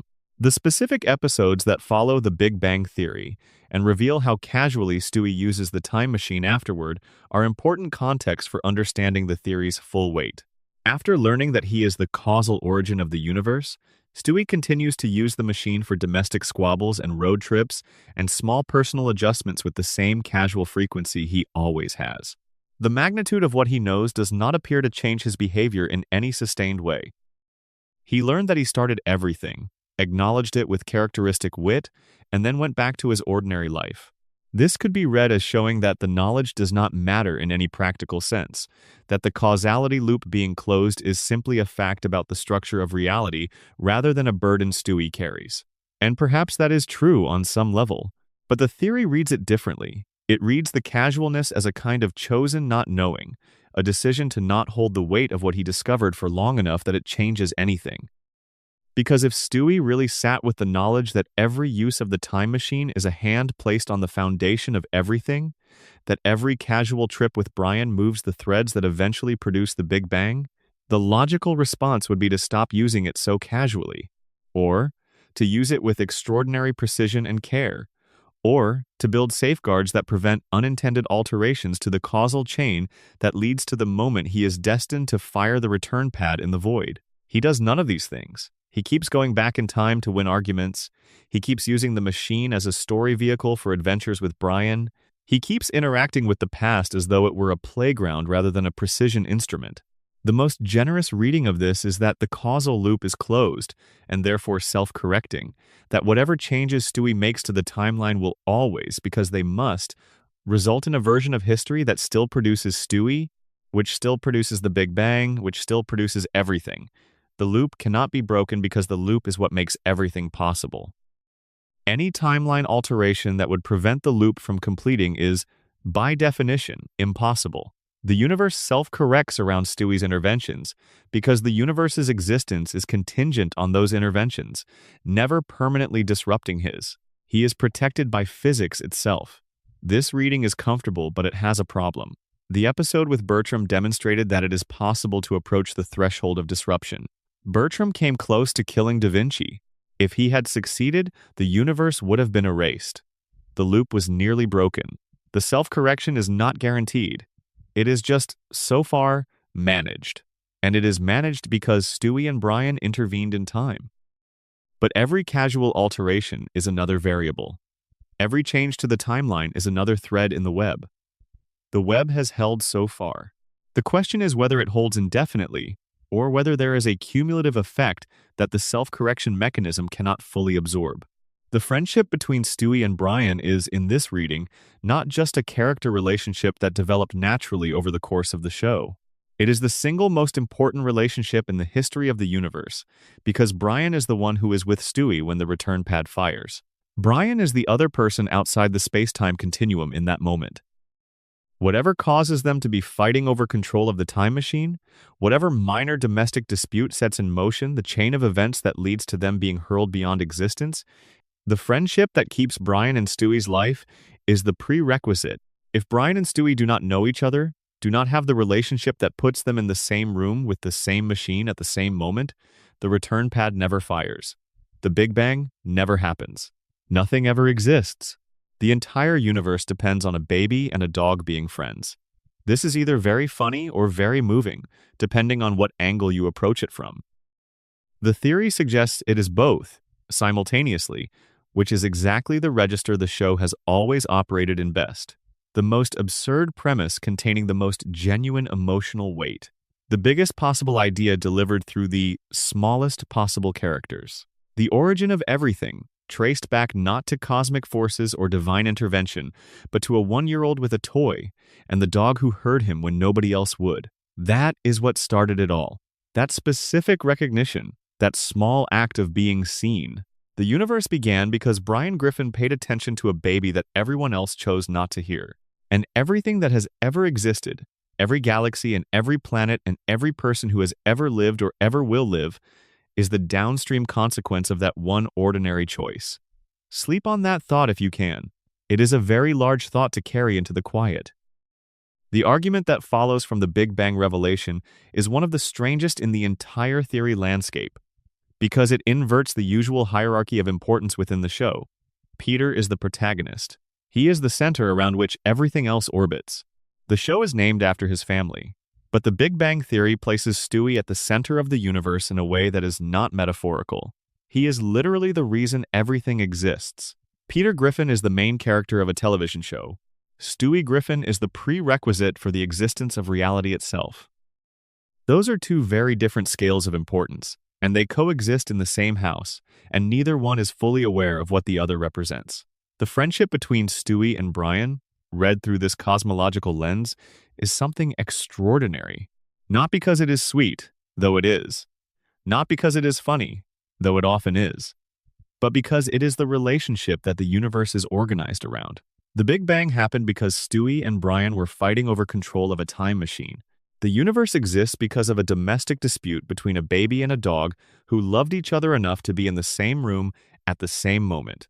Every galaxy, every star, every planet that has ever harbored life or will harbor it, all of it downstream from the specific, irreplaceable fact of that friendship.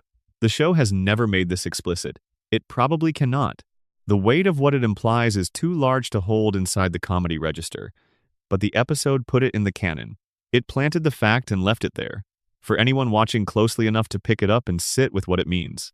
The universe began because two friends argued over a toy. The universe persisted because neither of them let go. And somewhere in Stewie's room, the time machine sits waiting for the next adventure and the next argument and the next small domestic moment that will ripple outward into everything without either of them knowing it. Closing. That is all 12 theories. That is the full, quiet tour through everything that might be happening underneath the surface of a show that most people think they already understand. If you watch this far, or listen this far, or let it wash over you as you drifted off, thank you. There is something genuinely strange and wonderful about the fact that a cartoon about a buffoonish dad in Rhode Island generated theories this dark, this melancholy, this carefully constructed. The show gave people enough material to build a mythology around, and they did. And the mythology they built is, in many respects, more emotionally resonant than most of what the show itself produced in its later years. Sleep well. Think about the multiverse if you need something to dream about. Think about all the versions of everything running parallel to this one. The kinder timelines, the ones where things worked out, the ones where the loop resolved and someone finally grew and the town let them leave. They are all out there, somewhere, coexisting on parallel dimensional planes. And so are you. If this was the kind of thing you want more of, leave a like and subscribe. It genuinely helps, and there is a lot more where this came from. Drop a comment before you close your eyes. I always read them. Good night. The 12 theories we have moved through tonight share something in common that is worth naming at the end, before everything goes quiet. They are all, in different ways, theories about what it means to be invisible, about what happens when a person or a character exists in a system that was not designed to see them fully, about the specific grief of being present in a world that cannot or will not acknowledge what you actually are. Meg knows this. Stewie knew it before Brian found him. Chris has always known it. Peter knew it once and forgot. Brian knows it and is ashamed of it, and channels the shame into arrogance, which is one of the oldest strategies available for that particular wound. The show itself knows it. In whatever way a television program can be said to know anything, it built these characters. It gave them the specific textures that the theories attach to. Whatever the writers intended or did not intend, whatever the production history explains or fails to explain, the material is there. The patterns are real, the architecture is readable, and the people who found these theories found them because they were watching closely enough to notice the thing underneath the thing. The shadow show running beneath the official one. That is what fan theory does at its best. It does not contradict the source material. It completes it. It does the work the official text could not quite do, or could not do directly, and finds the emotional truth that was always there waiting to be named. Family Guy, in this reading, is not just a comedy about a dysfunctional family. It is a document about invisibility and love and the cost of surviving in a world that was not made for you. And the people who made that document did not entirely know they were making it. And the people who read it found what was hidden there and kept it, and passed it on, and turned it into something the show itself could never quite become.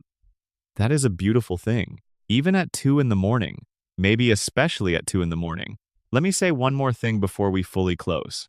The theories we covered tonight were built by people who cared enough to look closely, who watched the same episodes enough times that they started seeing the shape underneath the joke, who found that a cartoon about a silly family in Rhode Island had, somewhere underneath its surface, a genuine architecture of grief and love and invisibility and cosmic accident. That is not a small thing to find. Most things do not have that underneath them. Most things are exactly what they appear to be. Family Guy is, at its worst, exactly what its critics say it is. Lazy, mean, self-satisfied, running far past the point where its creative energy could justify the runtime. But at its best, and in the readings that its most devoted fans have made of it is something else entirely.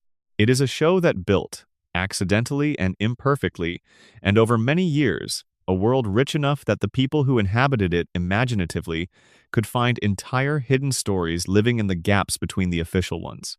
That richness is real. The theories are the proof of it.